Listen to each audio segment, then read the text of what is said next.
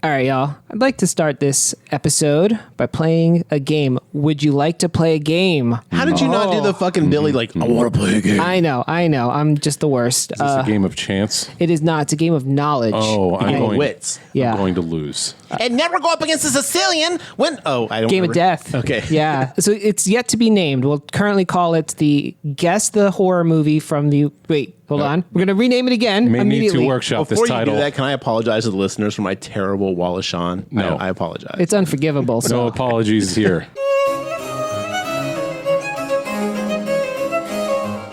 It's called Guess the Good Horror Movie from the Bad Review. Oh, okay. Okay. All right. Why don't you explain the rules? So I will. I know what's going on. Yeah, good. That's a good baseline for a game. If I'm going to participate, I want to know what I'm doing. This is not the first game you've played, I see. Okay. I've done at least 3 games.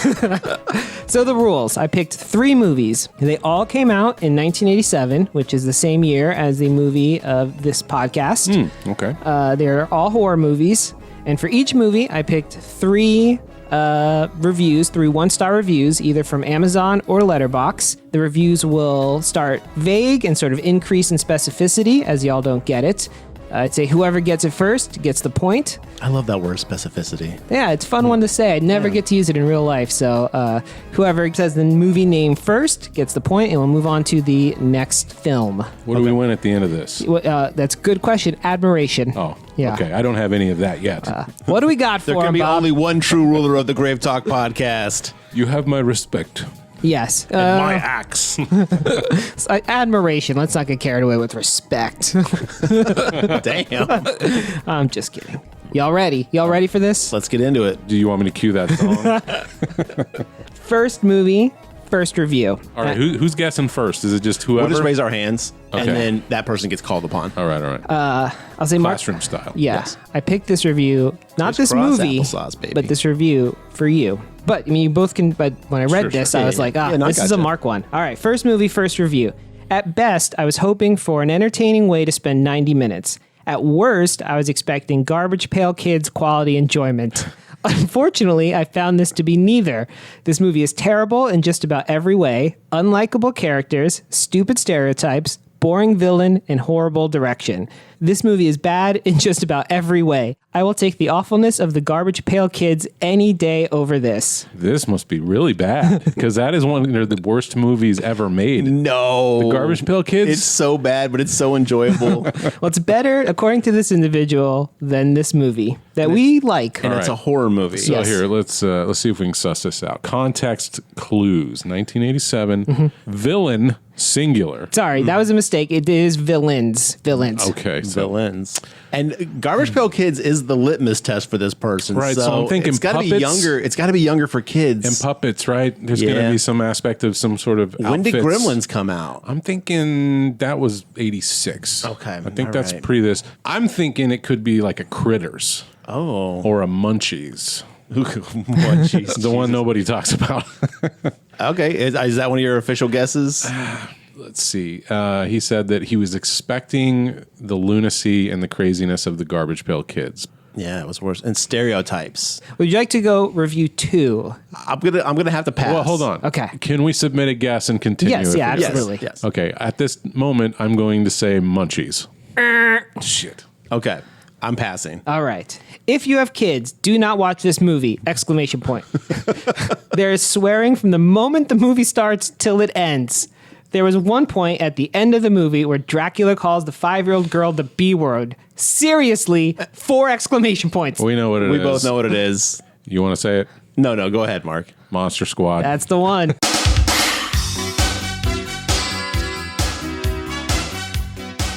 Worse than the Garbage Pail Kids. Bullshit. Wow, that is. You're wrong. Who wrote that review and what year was it from? I'd have to go back and look. okay. I didn't save that. Wow, worse than the Garbage Pail Kids. yeah. This person does not. I feel mean, like- to be fair though, there's not a lot of stereotypes in this, but there's a lot of like really unacceptable 80s language. Yes. The F word gets bandied around quite a bit. Or the homophobia out the Yes. gate. Yes. Like, that's true. But, like, Yeah. stereotypes? Yeah, well, one of the running theme in a lot of these 1-star or lower reviews was the cursing and homophobia. Yeah. I bet this was an older review, though, before this thing started getting yeah. resurgence. Yeah. Probably. Yeah. A lot Also, of these I'm were going to do a TED pretty talk old. on how basically like werewolf movies are stereotyped of werewolves. Let them free. Where's my women? Yeah, good point. We've talked about this. We've had this. So moving on. Movie 2. Also, continuing the trend from 1987. Spoiler, all 3 of them will be. Okay. I thought about rating this movie a 2, but I know that will haunt me for the rest of my life. I see this movie, and every time I look at it, it hurts my freaking eyes. The movie takes place mostly in a psychiatric hospital, and poor hapless teams being terrorized by... I bleeped out the character's name because that would obviously give it away. But does it really matter? Because you don't care for the characters in the first place. Good, let them die. The sooner they die, the sooner the movie is over. Almost as bad as the Blair Witch Project. Do you got something to say about what I wrote? And I know you do. Please write me at, and the person left their email. Of course, as you do.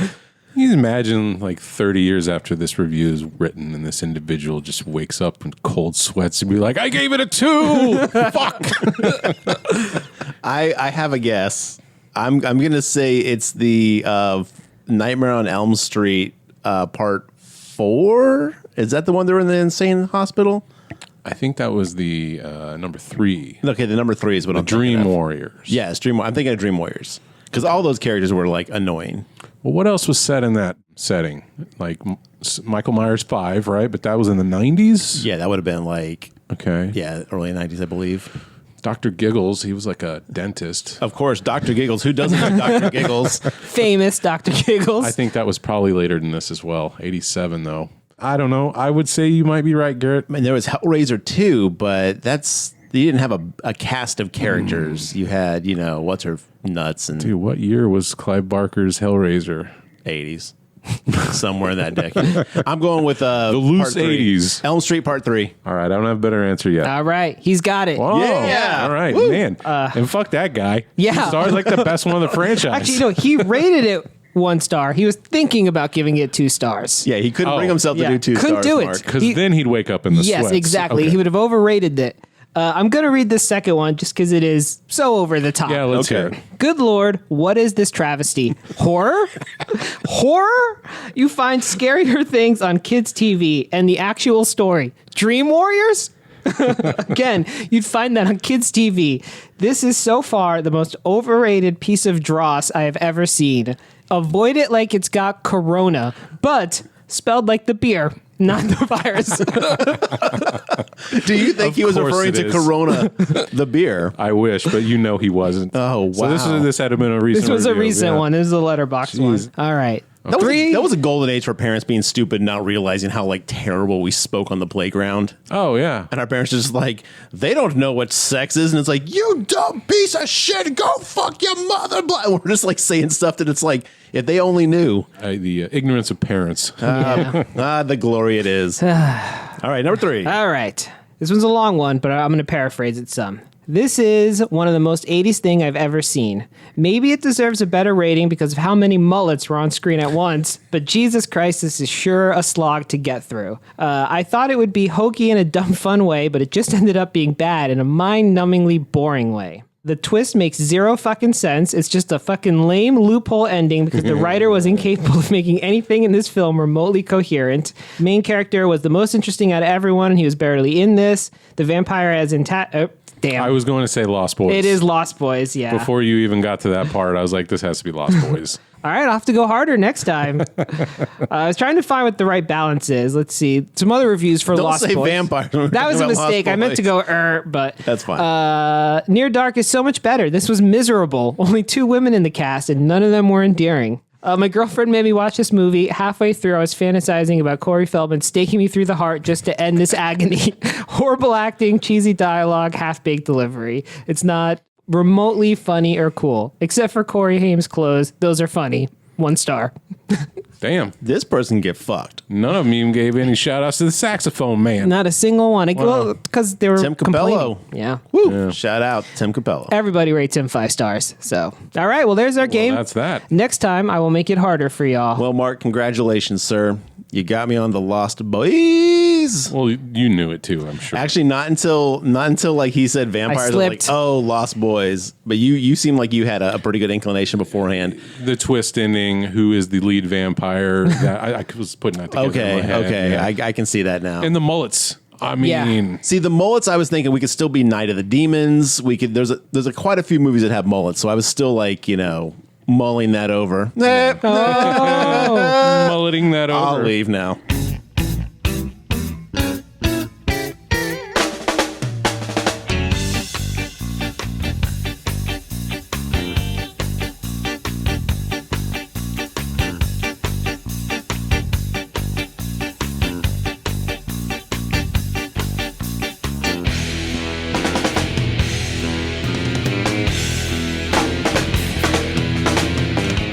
Hey, all you creatures from cyberspace. Thanks for joining us on another episode of the GraveTalk Podcast. My name is Mark, again joined with John and Garrett. Fellas, we're back for another one.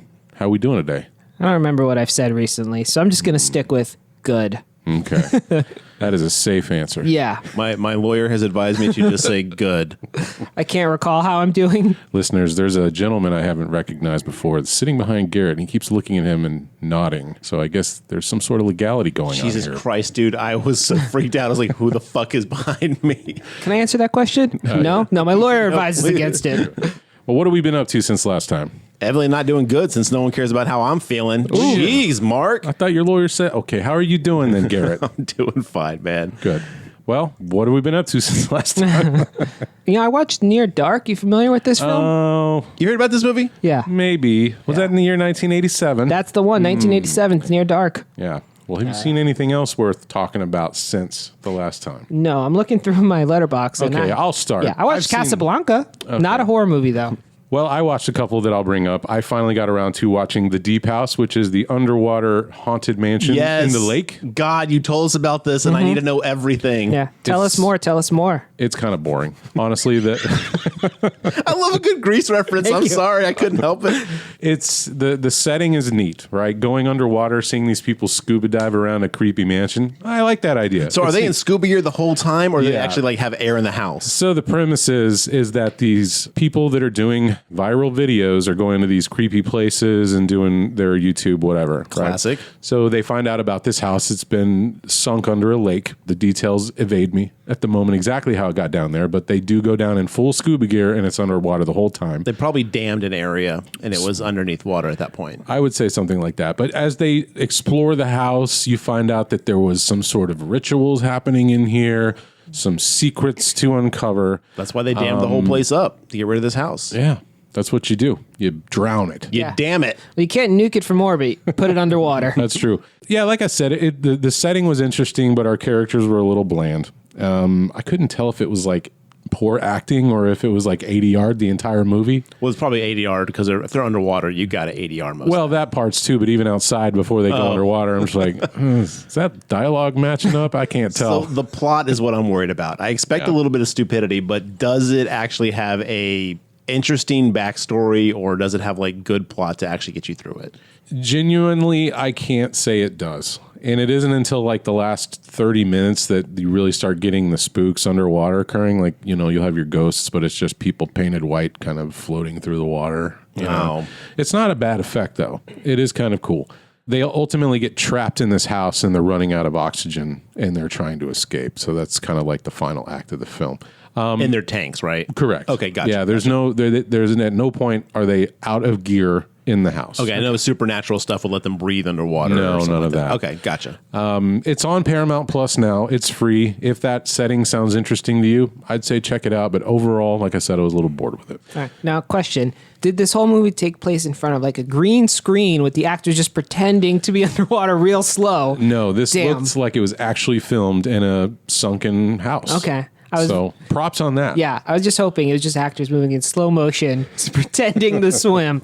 Then you're talking about the asylum level Yeah. films. You don't want those. He just rotated the They're frame. on wires and just kind of like air swimming. No, they just rotated the frame 90 degrees. Oh, you That's think all. so? Yeah, they're just standing up. Their feet aren't Yeah. kicking. It's just the hands. Like Batman and Robin scaling the fucking building. Yeah. God, No, okay. it wasn't that bad. I'll give it a little more props. All than right. that. Another one I watched was from 1989 called The Intruder.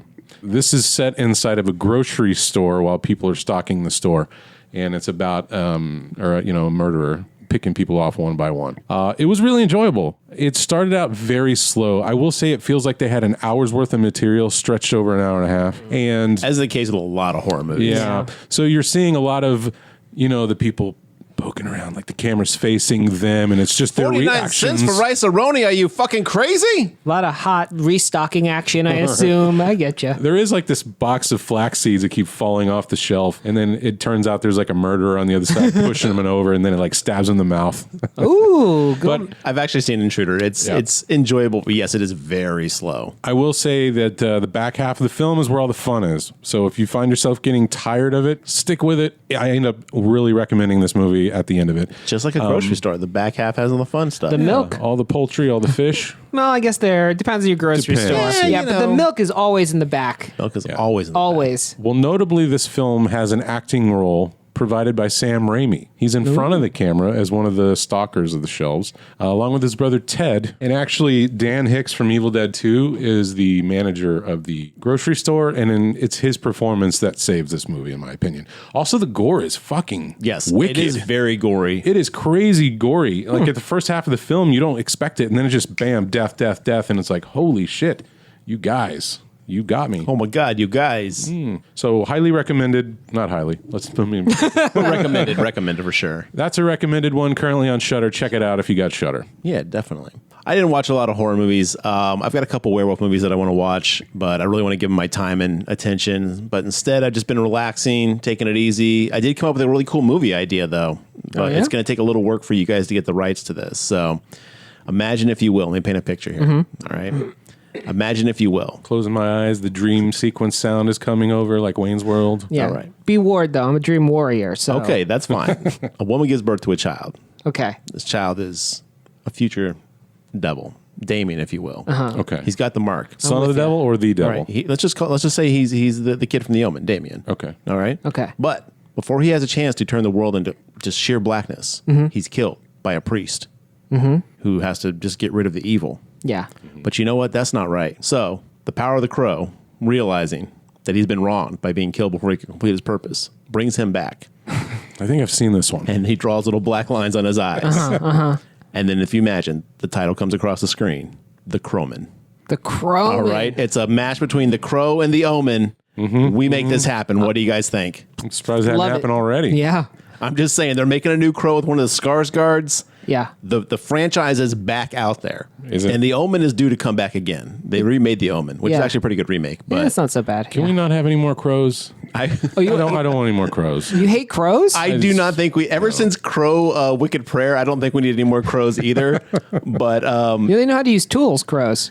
And they remember faces. They're not literal crows. They're just like John, you've seen Crow Wicked Prayer, right? I cannot say that I have. With the kid from T2, what's his name? Tara Reid as a sniper. A Okay, I'm in satanic now. sniper.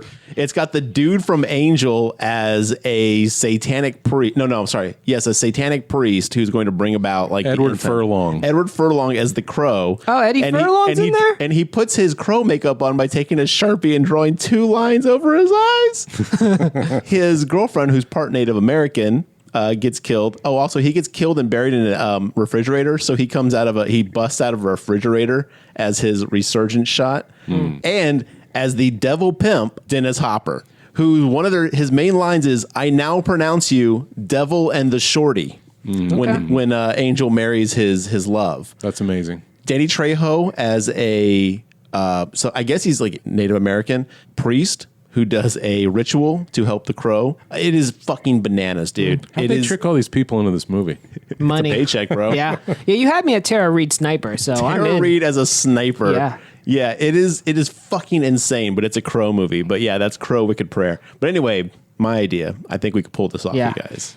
I think It's a good play on words, Garrett. I agree with The that. Crowman. Well, to be fair, it's not a good play on words. It just happened to be there. But I'm going to strike while the iron's hot. All right. Okay, well, Crowman in a theater near you Soon. or in your mind. Hopefully never. John, anything? Today's movie, right? Casablanca? Oh, Did I watch the wrong movie? yeah, you did. Damn. What is the tagline in that? Not the tagline. The famous line in that one where the He's plane's looking at taken you, up. kid. We'll He always is have looking at you. Paris. There's a lot for that I'll one. see you on the flippity flop. Yeah, that's the main one. Too Yeah. legit to quit. Of course, yeah. Catch you later, alligator. Yeah. I mean, So many famous lines Yeah. came from this film. no. We Someone owe, Bogart turns around and is like, after a while, crocodile. Yeah. Not if I see you first. All the jokes. I mean, the whole thing is there. Make like a submarine and leave. I'm rubber, you glue. All the classics. Make like a banana, get out of here. Anyway, all right. Near Dark from 1987. This one was directed by Kathryn Bigelow, who would later on go win an Academy Award for The Hurt Locker many years later.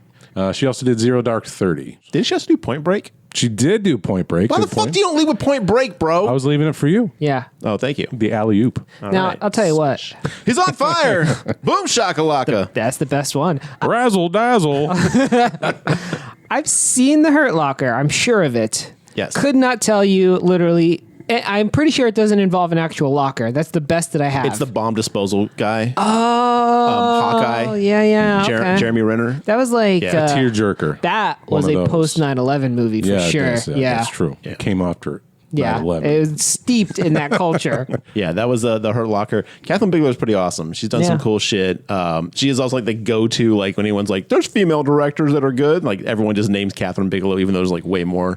I picked this movie because I've been waiting a long time for this to come back out. Studio Canal just bought the rights to this and did a 4K restoration on it. Either they did or they were supposed to. I think they did because this movie on Shudder is definitely way higher quality than the DVD you can get off Amazon for like $95. It's crazy how absent this film has been. MIA. I know it's strange because I feel like there is a level of cult following. It behind is. this one It's now, gotten you know? like a lot of cult following over like the past, like I want to say like 15 years. But no one had it. But Studio Canal, and I'm talking to you, Studio Canal. I hope you're listening because you guys promised this pre-pandemic, and I am still waiting to buy my copy of Near Dark on Blu-ray. So let's get it together. Obviously, you guys got it done. It's on Shudder. Put it on a disc and send it out. I want it. All right, heard now it. that that's done, let's get back to this. Stewed. Can I call you Stewed? Stewed, Get it out there. Stewed Canny, how you doing? I think you're going to have to go leave a 1-star review and leave your email address. I've actually added them on Twitter a couple times. Like, didn't you guys say that you're bringing out Near Dark on Blu-ray?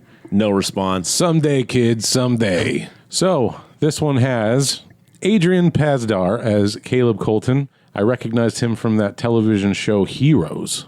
Oh, I never watched Heroes. Yeah. It was super popular back in the day. Somehow missed it. At the front end of the hero kick before the Marvel took over, Yeah. I think. Like right at the edge, right? One of those guys became Spock. That's what I know about Heroes. Yeah. Okay, yeah.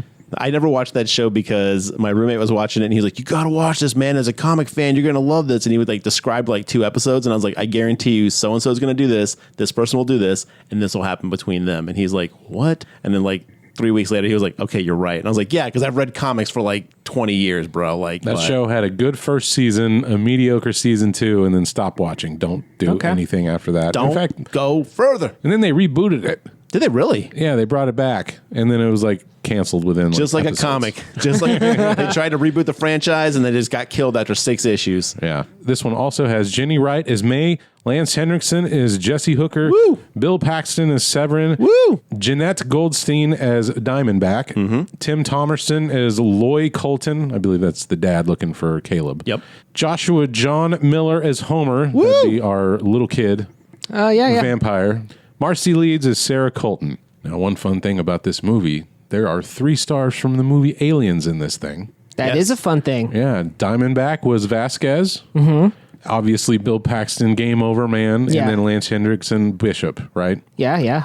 And also, I noted that on the marquee, the movie theater says it's playing Aliens. Did y'all see that? Ooh, no, I did not see that. And additionally, apparently, there's someone who flips off one of the vampires, and that is James Cameron. Oh, didn't see that either. Yeah. Yes, it is. I And am- do you want to know why that is, Mark? Well, I know that in 1989, Kathryn Bigelow would marry James Cameron. Yep. Yeah. For a like a 2-year period, and then they divorced. Future Yeah. husband James Cameron suggested Bigelow that she use the ready-made ensemble cast from the recent hit Aliens. And thus, Lance Henriksen, Bill Paxton, and Jenette Goldstein all appeared in Bigelow's films. Michael Biehn had also appeared in Aliens and was considered, but declined to participate. So, His yes. loss. They're ready made, like rice-a-roni. Yeah. They To already be fair, had if you got a good ensemble cast that works well together, hey, They already had the it works chemistry. for what's his face, Wes Anderson. Right, every That's single fair. person always comes back. Yeah, you know what I have to say? You probably noticed all of these details because of that 4K transfer on Shudder. That's right. Exactly. Actually, I did notice Aliens for the first time this watch, and I was like, oh, wait, didn't she marry James Cameron? And then I had to look it up, and I was like, oh, she did. And that's how I found the trivia about that. Yeah, another fun fact, when she got her award for The Hurt Locker, it ran against Avatar, and it beat Avatar. Good. Yeah. Fuck Avatar. Did y'all know Avatar 2's coming out soon? Like for Dude, real? That's what they say. Yeah. They also said Top Gun 2 was no, I'm just kidding. Yeah, May That's actually 23rd. Don't coming out. worry. I got it. Or it's May 20 something. We're going to be retired by the time Avatar 2 Yeah. surfaces. Well, we're turning this into an 80s podcast when Top Gun 2 comes out.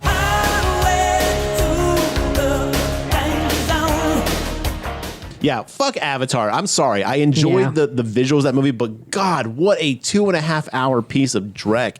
And the fact that we have to sit through 2 to 4 more of those. We don't have to. That's the beauty of money. Oh, I know. I know. Well, honestly, morbid curiosity. I want to know how it does. I will watch because 2. it has been so far. Oh, see, I can't do it.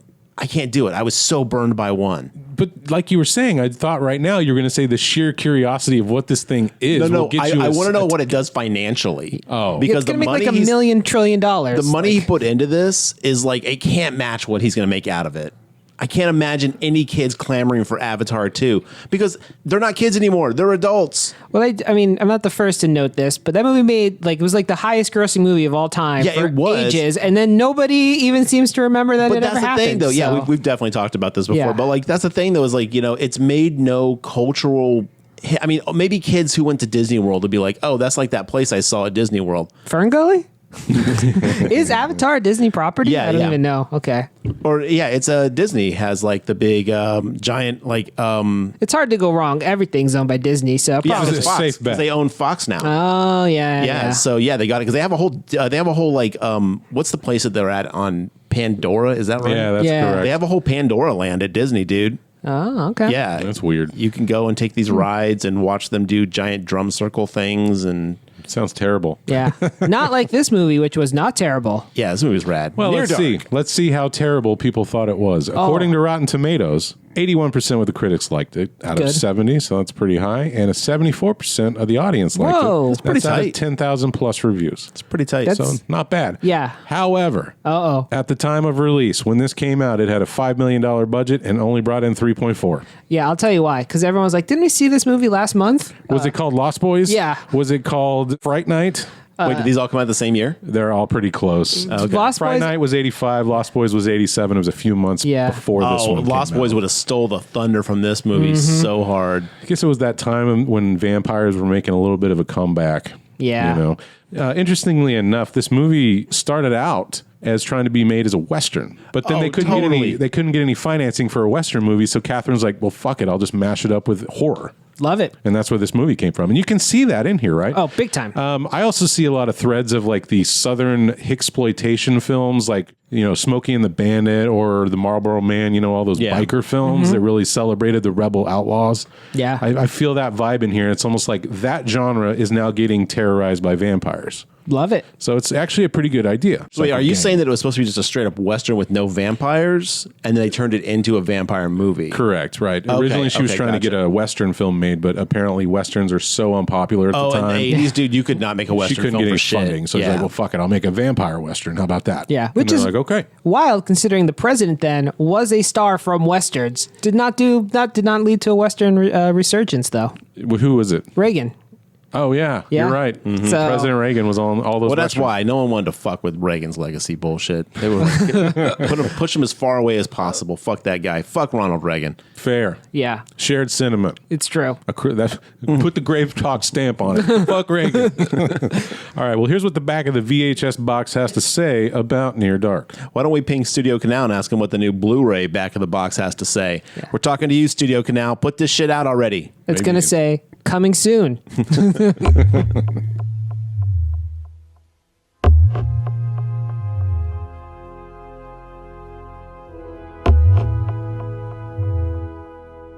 In this chilling tale about a gang of bloodthirsty drifters, sexuality and the supernatural combine to create a most powerful film. I didn't get a lot of sexuality out of that. That was some No. hot shit between May and Caleb. It was pretty chaste, I would think. Yeah. Reserved. Yeah. Anyway, it starts when Caleb, a spirited but naive young man, catches his first glimpse of May. Her dangerous sensuality lures him in. I don't know about that. She seemed confused as fuck. Yeah. What is What this? am I doing? This is some very 80s writing here. The man is spirited and naive, and the woman is sensual and a trickster. I think May and Lilu Dallas are the same character. Multipass. Like, she doesn't know how to be a human quite yet. Her dangerous sensuality lures him into a secret clan of savage vampires who prowl the night seeking victims. It is in this setting, the dark and desolate highways of the American heartland, that Caleb's worst nightmares unfold. Can I tell you actually one other thing? Her dangerous sensuality was just walking on the street. She didn't even summon him. He was just like, I gotta go shoot my shot. Did you see her eating that iced cream cone? Yeah. Fuck yes, I did. Anyway. And then I have a lot of questions. Are you done with this back in No, the box? I have one finish more. it. Oh, there's I'll more. I'll bring my questions later then. But wait, there's more. Yes. They kill without shame, ... and without mercy. But perhaps most horrifying is that they can't be stopped. Or can they? That's a dumb ending of this box. Yeah. But that's the end. They should have stopped a couple of ... ago. And this running time is a cool 94 minutes. Yeah, love it that is. part about it. Did not overstay its welcome. No. Except at the end when like you have the shootout scene, the hotel. My roommate was like, "Okay, cool. I'll wait and take the dog out in just a second. This has got to be almost over." And then I was like, "You got like 38 minutes left." She's like, "What?" And I was like, "There's a whole subplot going on after this." Yeah, we'll get to it. I do think the third act is the weakest part of the movie, where it like shifts over to an action film. I mean, I really like this movie. And it's like so different than Lost Boys, even though it has pretty much the same plot. Like I think like Lost Boys feels so 80s. Like this movie feels much more timeless and like Yeah, this is a like weird this is like vibe. proto, Bella and Edward, man. This is what set the tone for, vampires having romantic, It's funny you say that. I'm just kidding. They were going to remake this movie right before Twilight came out, but then it got canned because it was too similar to Twilight. Oh my God. I would have loved if they would have gotten back some of the fucking same actors. If Lance Henriksen would have come back. Yeah, Oh, that would have been amazing. yeah, that would have been cool. He could have done it too. probably. He looks so vampire-y now. Yeah. But like in a cool way. Like not like a gross way, like in a badass way. And like That's fair. I'm gonna see him at Frightmare. I'm excited. actually, I'd like to know, Garrett, do you consider this a horror movie? I will say it's a horror movie in the fact that it is a straight up vampire movie. Will I say it's a very unhorror-y horror movie? Yes. I didn't find this to be a lot of horror, but when you like cast a straight up like horror like trope like that, yes, it falls in there. So like Lost a Boys- monster, if Lost you Boys is would. not really scary at all, but that is a horror movie because it's just all about vampires. This is all about vampires. So yes, I don't think there's much in the way of like jump scares or any No. traditional horror tropes that you would see from this time period. it feels more more vampire in that aspect. That a lot of vampire stories are not about scary, jumpy, like rah, and like oh my god. It's more just kind of like the unknown, the creepiness of these creatures, these like the lifestyles and stuff like that. It's interesting because I don't find them creepy at all. I kind of just find them sad and depressing. I mean, Bill Paxton when characters. you look at like if you look at things beyond just what they deliver in the movie, Yeah. you kind of get some of that like, man, this is kind of weird to like exist like this and have to deal with, And I thought this movie did a really good job of pointing out the whole like how difficult it was to kind of exist at night and having to feed every day. I thought they did a good job of kind of pointing that out. What I liked about this movie is, I mean, it makes it very clear being a vampire actually would suck. We've moved work, away man. from that, like in modern tellings, where like being a vampire is awesome. In fact, like in a lot of modern movies, even the sun is at best an inconvenience. Yes, Like, it's a good representation of how it would be to be on the run and be a vampire, right? I would say that this film has more in common with like a Bonnie and Clyde follow villains on the lamb style movie. Yeah. You know what Yeah. I mean? Where it's just them committing crime and this spree of murder and, shootouts and stuff. It's definitely kind of a star-crossed lovers kind of, It's the rebels on the fringe. well, they're like junkies. Is really what they're like, right? I mean, they go out at night, they commit a bunch of crime to get their fix, and then in the daytime they hole up in shitty places and just sort of suffer until they can go out again at night and commit more crime. such is the life of a vampire. Yeah. Like when you compare them to other vampire films, like Yeah. the Dracula and his giant castle, the Hammer films, it's just Right. Gothic settings. what other vampire movies are out? Lost Boys. Like, you're right, there are some similarities there, but they're still like the suburban vampire, right? This That's is in like Blade 2 when they own that club. That was a smart vampire move right there. that's true. Yeah, you yeah, need yeah. to have a club if you're You got to have something nice. Blood sprinklers. That's the key. If you so good. don't even have blood sprinklers, what are you doing? right. But yeah, this is like the outskirts, the rural life of the vampire. I think it'd be Well, more. think about it. It's just like reality. We can't all be millionaires. There's some people who are going to be like the dregs of society, you know? True. But I think this is Fuck more. capitalism, by the way.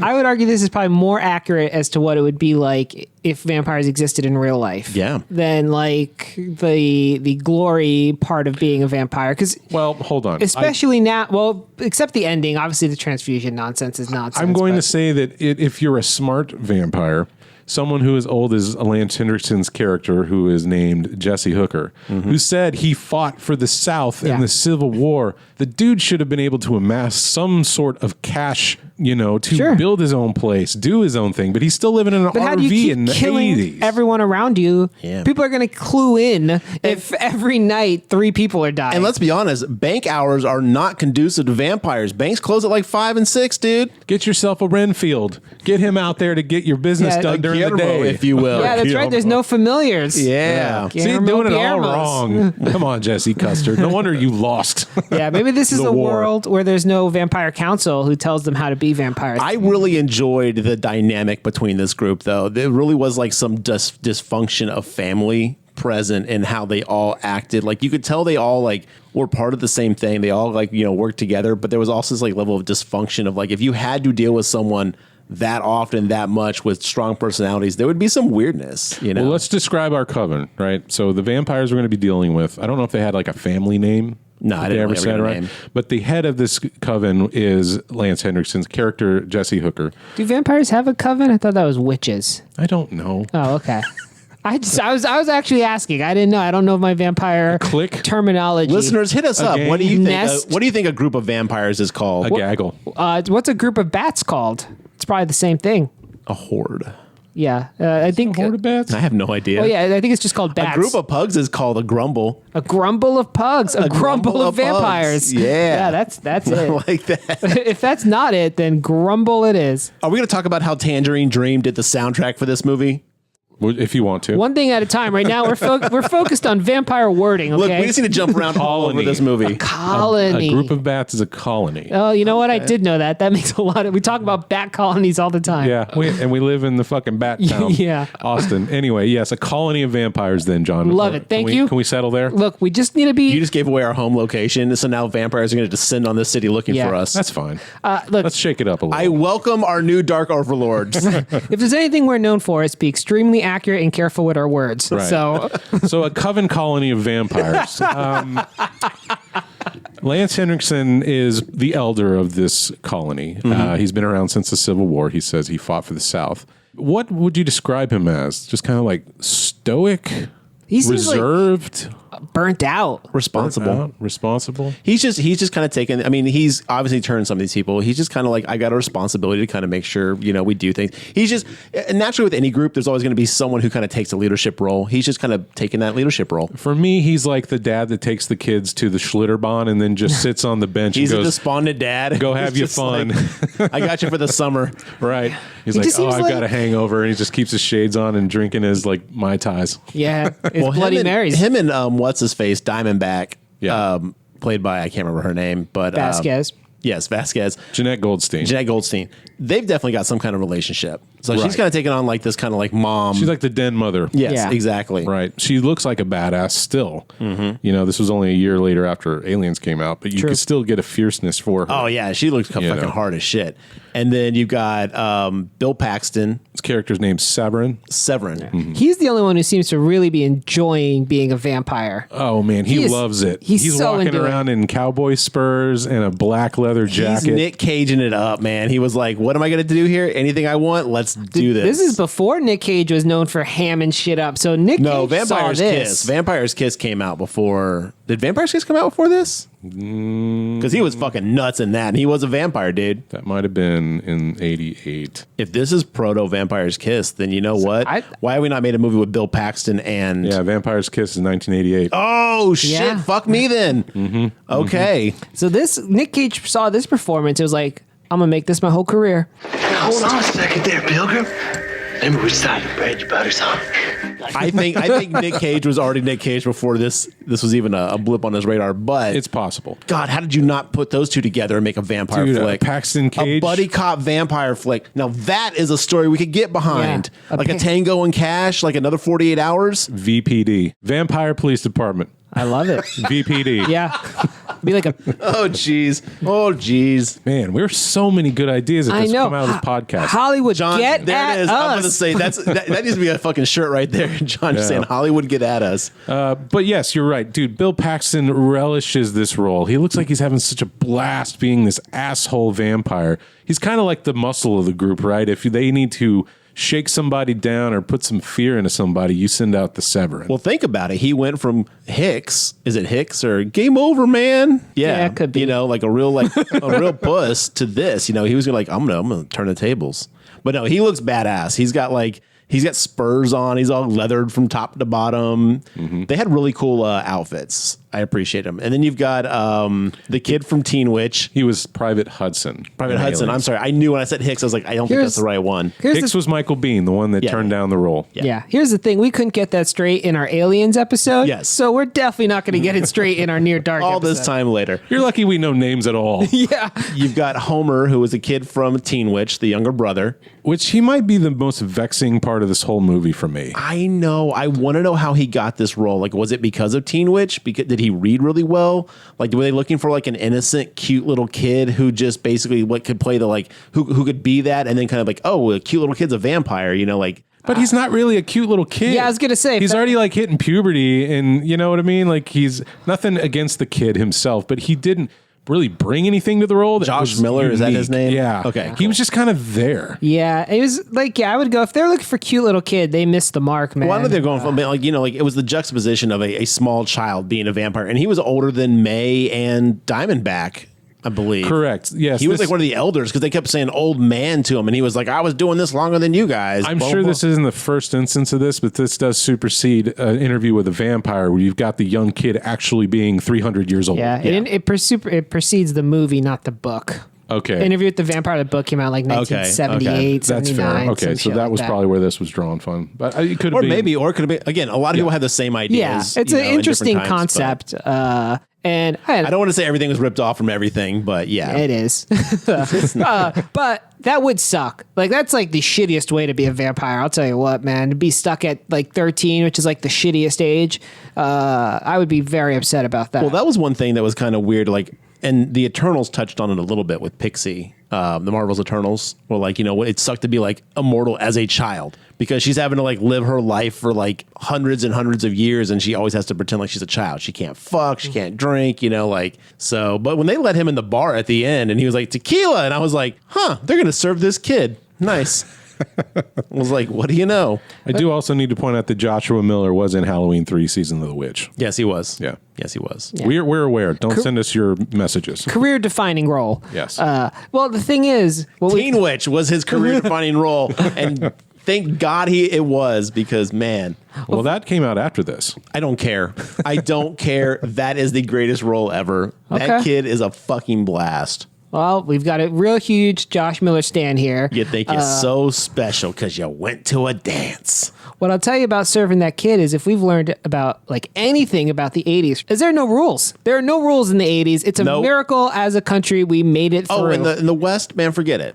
Anything goes. It was just pure anarchy. Now let's define the West. The Mid, West. quote unquote, I'm sorry, the West. Midwest. We are in the panhandle of Texas, That's as the noted West. by Sweetwater and Snyder. Oklahoma. Yeah, well, you're right. Their geography's He's from fucked. Oklahoma. He's from Oklahoma is where Caleb is. That's where the movie starts. Because they're in the Panhandle, they're in Oklahoma, and they're in Kansas, all within like 3 days of meeting. You can drive that easily within a couple days. But only 2 of those days are spent traveling because one day they get stuck in a motel, Holiday Inn. You're going to break it down for us? Break out your board. Show us all the details that you basically tracked every movement of them out. Listeners, here's the thing. Go to our social media where John he's live tracking the movement Yes. of vampires all the time. Every single movie I ever watch, I get out a map and I just sort of measure out. Just thumbtacking it with the string. Exactly. Honey, go get the Mexico map. They're not in America. Oh, yeah. My wife knows. Like, if I'm rolling in the map, it's on wheels, of course, into our little movie room. We're about to watch a film. Got a bookshelf of atlases. Yeah. And I'm like, they could not have made this journey. So movies, I want you to know, if your geography is not accurate, I know. Atlases for our younger listeners are maps in books. I think we're going to have to kickstart a GraveTalk Atlas. Yeah.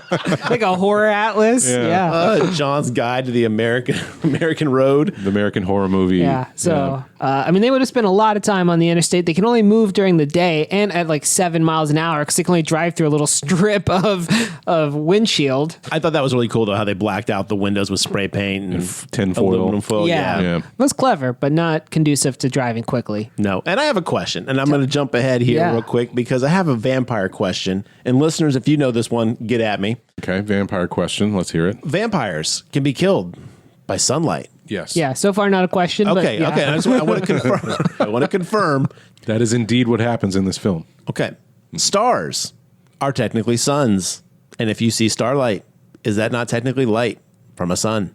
I got you here. It's not our sun. It's special properties. Do you think it's special property of the solar system? Right. It's like Kryptons. Yes. You know, yellow sun is the key to their weakness. There's other yellow suns out there, though. Yeah, too far away. It's it loses its power. So is it the radiation that's actually killing the vampires because it's too far away to actually give us like legit radiation, but the sun could? It's vitamin D. Yeah. They keep Vitamin as D. soon Gotta as have that D. as soon as they start, synthesizing D, it is D for death for vampires.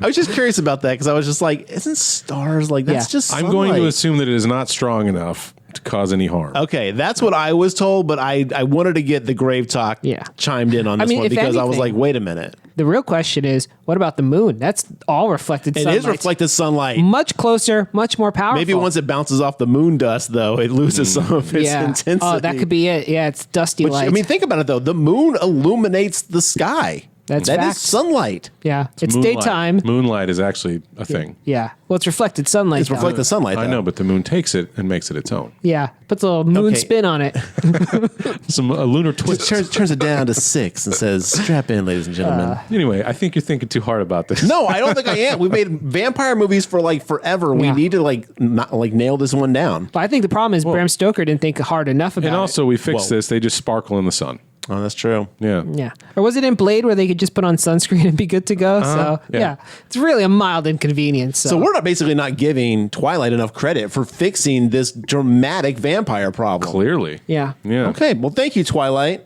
Yeah. I mean, Twilight basically got rid of it by the end. It used to at least have to be cloudy. Now it's like they're like at the beach. Like the second movie, I think like the second movie, he stops like twinkling. Yeah. Instead of like the last movie, they brought it back like, oh yeah, this is a thing they can do. Guy goes to like fucking Brazil, like the sunniest place on earth. I believe it's pronounced Brazil. Edward's out there with zinc oxide on his nose. Yeah. I love it, man. Like salute your shorts. Yeah.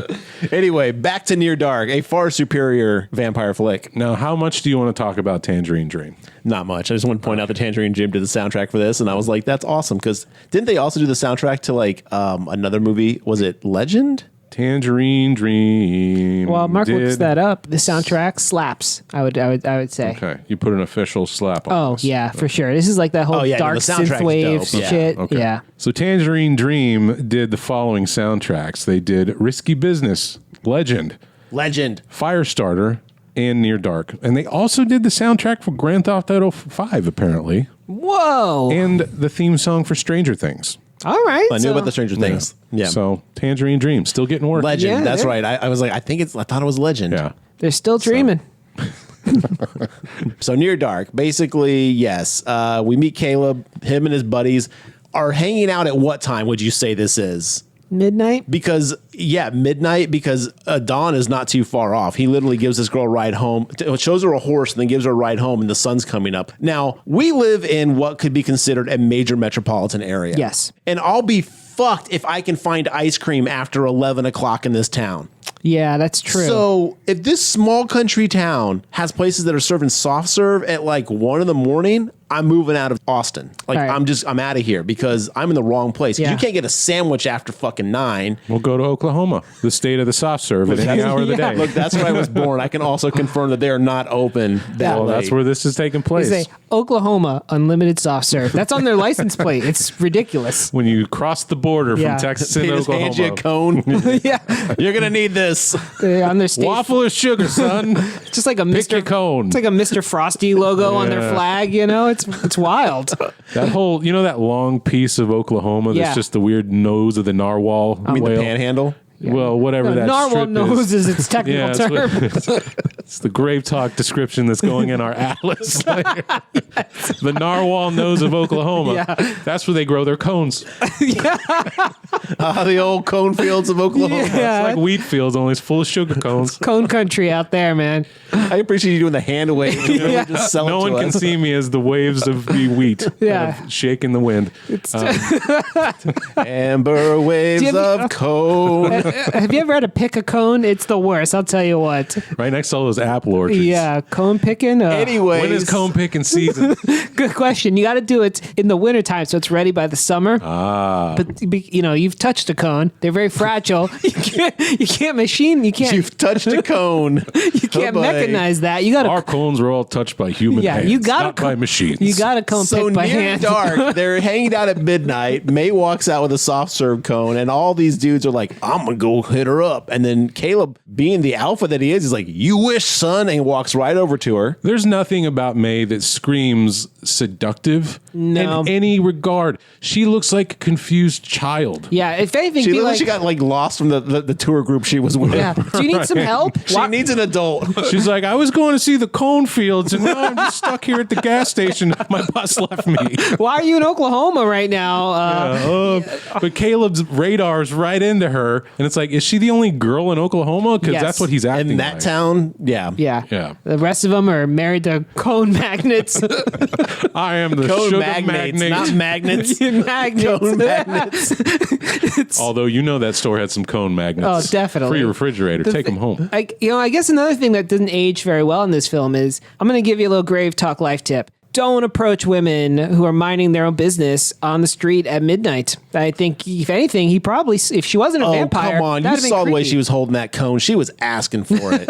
No, I'm just joking. And No. he asked if he could have some of her ice cream. It's like, Now, this is that's not a presumptive. shareable. That is very Yeah. presumptive. Yeah. Ice cream's not a real shareable No, it is food. not a shareable. But he was polite enough to take his cowboy hat off for her when he talked to her. He was excuse like, me, "Howdy, ma'am." ma'am." But then he put it right back on when she started talking to him. Yeah, well, he's like, if you're not going to give me ice cream, this is going right back on. I just don't eat ice cream that with the my rules? Yeah, well, you can't eat ice cream in a cowboy hat. It's a huge dilemma. Huge faux pas. I only tipped a hat for shareables. Yeah. Oh my God.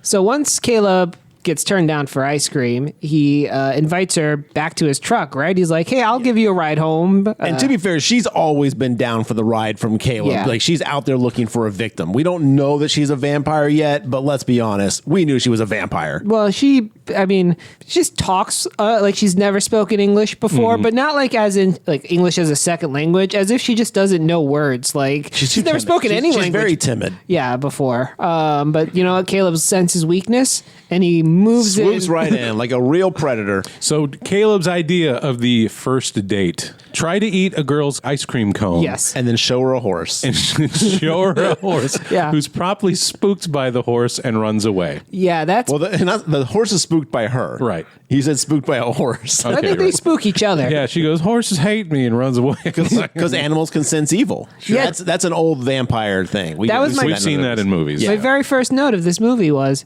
do horses hate vampires? So I guess so. Okay. Yeah, animals. Noted. The vampire like lore type shit is animals can sense them and don't like them. I'm just going to go out on a limb and say that Vlad the Impaler probably had a stable of horses. Probably. You know what would have been awesome is if May just punched the fuck out of that horse. Like in Blazing Yeah, I was Saddles. going to say, fucking Boy. what is the character's name? Mongo. Mongo. Yeah. That would have been great. May's got real Mongo vibes. And then Caleb's just like, I'm then- still making my move. So, in the first of many instances, May's going to be like, what time is it? Oh my God, get me home. Well, this is after she's like, stop the car. And I was like, whoa, okay, it's about to go off. And I've seen this movie before, but I always love it because I always forget what happens. So she's like, stop the car, get out. And he's like, what are you doing? She's like, listen, shh, listen to the night. And I was like, that's the worst Dio song ever. But like, she's like wanting him to listen to the night. She's like, it's deafening and so bright, and he's not getting it. And he's like, what's there to get? Yeah. He's out there to get some, not get that. I don't care. If a woman tells me to slam on my brakes, stop the car, get out, and goes, shh, listen to the night. It's deafening. I'd be like, you got to go. Getting back in the car and driving off. Yeah. I'm like, would you want to sit in the bed of the truck? And I'll take you somewhere, but that's about it. I'll take you back to where I found you, the gas station. This is 10 years before anyone knew about the rhythm of the night. So That's true. You know, That's true. he did not know what she was talking about. No, we do know about the lonely of the night, thanks to Billy Squier. Yeah, that's true, but no rhythm. So the sounds of the night, that's beyond the 87 What is mind. the sound of the night is just crickets. Yeah, in West Texas, it's just going to be crickets and like trucks. Well, this is Oklahoma. Oh, okay. This so is Oklahoma. That's true. Oh, that's true. Get your fucking atlas out, bro. I don't have it. Yeah. You're going to hear the cone tractors. The cone tractors are shut down at night. You know? So yeah, though at this point she does start freaking out. She's like, "What time is it?" What do you think she wants him to hear? What is the ambient sound of the night that she's hoping he hears? I think she's just enjoying, like, she's like, isn't this like the blood rushing the of beauty of it? But she has like vampire super senses, right? Yes. So, I mean, maybe she hears shit he doesn't hear. Well, she does, because later on, once he starts drinking the blood, like he's like, oh my God, I can see it. And they go frolic, which I got to talk about the frolicking in this movie. He's like, these crickets are so loud. But yes, she starts flipping out on him. This whole time he's trying to make little subtle moves, you know. Subtle my ass. He's like, let me get one feel. And I'm like, what the fuck, bro? He says Now he wants a kiss. He doesn't go give me a feel. He's about to ratchet it up. But until now, it has been like, okay, this is kind of cute, if strange, that you are going to take her to see your horse as your first play or second play after trying to eat her ice cream. But then, he's like, oh, is it because your dad will be mad? Don't worry. Just tell him old Caleb said it was fine. It's like, It's that work, because my God, that dude was so confident in that line. And she's like, you don't understand. He's like, all right, I'll take you home. Take me Give me a home. kiss first, though. Turns his truck off Yeah. and Takes sits the there. keys out and dangles it in front of her. I was like, oh no. Oh boy, here we go. And I think this is when she fell in love with him. You're my type. Yeah, she's the like- key dangling type. Yeah, and I see. At first, I thought like, oh, she doesn't want to kill him. She doesn't want to feed. You know, like, oh, she's just trying to like, oh, I like this guy. I don't want to like kill him and stuff like that. But then after he becomes all kind of rapey, and she's just like, all right, fuck it, I'm gonna bite his shit. And then she does. She bites him in the neck. Yeah. What is it about him that she's like, I want to make you part of my calling? Well, I think it was an accident, right? Doesn't she changes her mind and runs away? Like, I think she was going to kill him. Once he became Yeah. Mr. I think she realized how early it was. I think Yeah. it's like she saw like the blue light. Sun is rising. And she was like, oh shit, I don't have time for this. I gotta go. I got to skedaddle. They were pissed at her. They're like, you're supposed to kill them or else they can become vampires. And that's interesting in this movie. If you get bit, you get turned. And other ones, you have to drink their blood to be turned. So And then they said like you should have drained him, which Yeah. means Yeah. if you leave any blood inside of them, they become a vampire. yeah, like basically if you bite them, they're infected with a vampiric gene at that point is what I got. You got to squeeze that juice box. You got to make Yeah. sure they are dead. Yeah. Yeah. Okay. Straight up. But she fails. So Caleb is just all like crazy. Not crazy. He's very ill now. He instantly becomes sick. Well, before he gets sick, he goes, man, that was some kiss. And I'm like, bro, you are, and he sees the blood. I'm like, bro, you are bleeding. Yeah. Like, you know, like, do you not feel what a fang puncture in your neck is like? Do you think this was Caleb's first kiss? He was like, oh, so that's what it's like. I think he's just he's seen it on TV and is like, oh. Has seen on TV. Yeah, he's like, so you got to bleed Maybe. him. Okay. Maybe. He wrote that down for the next poor girl. If he didn't turn into a vampire, next time he actually had someone who would let. But May was close enough to the RV park at this point. She just runs Yeah. home. And for no reason whatsoever, Caleb's truck no longer starts. Yeah. So he leaves it and walks home. Yeah. Well, And he's about to get home as the sun's coming up, and he starts like, I couldn't tell if it was the dust from their No, I think fucking he's smoking. tumbleweed No, he's fields. smoking first, but when they see him like off in the distance, Yeah. that's the dust. But no, when he's actually walking, he's smoking. He's already turning. So his little sister sees him off and is like, hey, look, it's Caleb. And Dad's like, about damn time, sun's up. And he's like, he looks sick. And he's like tumbling over, falling through the empty fields leading up to their house. Doing a great Buster Keaton impression. Yeah. And all of a sudden, this RV comes screaming down the dirt road. And the door swings open and they grab him and pull him in and drive off as the dad tries to run after the RV. The RV, the vampire vehicle of yesteryear. yeah. The Winnebago. So at that point, they take him back to their quote unquote lair, right? It's like a hangar. It looks like an old airplane hangar. Well, they have a whole like interaction in the RV real fast where basically they're pissed. They're pissed at May. They're like, damn it, May. Like you said, you're supposed to drain him. He's got a week. Like, we'll give him a week to. She's like, no, you can't kill him because like Bill Paxton's like, I'm gonna fucking slash him up. I'm gonna tear your face off. And I was like, oh my god, I want a vampire face off movie. Dude, they love they use I'm gonna tear your face off. Paxton and Pullman. Oh, the vampire face off movie. God! Finally, the fans can get what they've been asking for. Hollywood. Too bad Paxton's dead. I know. They got computers now for that. You're right. Yeah. Hologram. They can bring Tupac back. Exactly. They can bring anybody back. They threatened to rip someone's face off twice in this movie. That's true. Yeah, Yes, real you're go-to right. line for them. Now the whole. You've got a week period, it's just arbitrary, right? Yes. It's just the time frame they set. I think they should have extended Because that. May is like, if you kill him, you're gonna have to kill me. Because for some reason, May is instantly in love with this dude. Yeah, she was just about to kill don't get me him. wrong, he's a hunky dude, but especially later on when he's got no shirt on, he's got those abs. You're like, what the fuck, bro? He's built. Yeah, Yo, he's yeah. stacked. He's built like a guy who rides a horse. That's true. Those are horse abs. But I think they should have given him like a month. They didn't even want to give him a fucking minute. So Think about it. week He's gonna was- start feeding the next night. Right. So like, I mean, like, maybe a week is long enough to basically this is dead weight. But you have to have time to get rid of your moral compass if you're going to start murdering people in the middle of the night. Well, As what a it vampire, says you gotta act is fast. it took all of those people like 35 seconds. Oh, I can kill now? Sweet, let's do it. How long did you think it took the kid from Teen Witch to kill? He was killing before.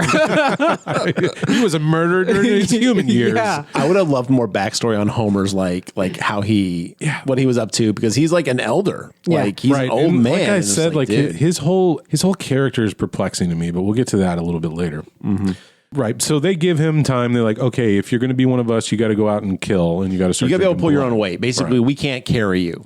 So the next part of the movie is just like all the vampires split. Yeah. And then they all start hitchhiking and chasing down these people and so forth. And it's just like a cavalcade of murders. Big old feet in time. Yeah, we get to see like how they all like Homer like crashes his bike and like waits for someone to help pick him up, and then he bites Which was him. clever. Mm-hmm. Yeah. A kid falling on the ground is going to get everybody to stop. That's true. Yep. Jesse and Diamondback, they just pick up hitchhikers. They're just in their car and they get hijacked. Yes, they get by hijacked, some but- kids with shotguns. Yeah. I wish we could have Who seen went that scene. straight to fucking like from carjacking to rape in like 0.3 seconds. Yeah, he's like, check out the missus. Someone dance with your wife. He You're was going to like- like it. He's like, you're going to die. He's like, I'm going to rip your face off. Yeah, we're gonna take your car and look what we hit the jackpot. Let's get it on. And starts putting a gun barrel down her shirt, and I'm like, bros, I guess you knew what you were out to do tonight. I really wish we could have seen this scene unfold. Yeah. I wanted to see these guys get I wonder killed. how much of this stuff got taken out just due to the fact that it was like, this is way too gruesome. Yeah, You it know, could have like, been.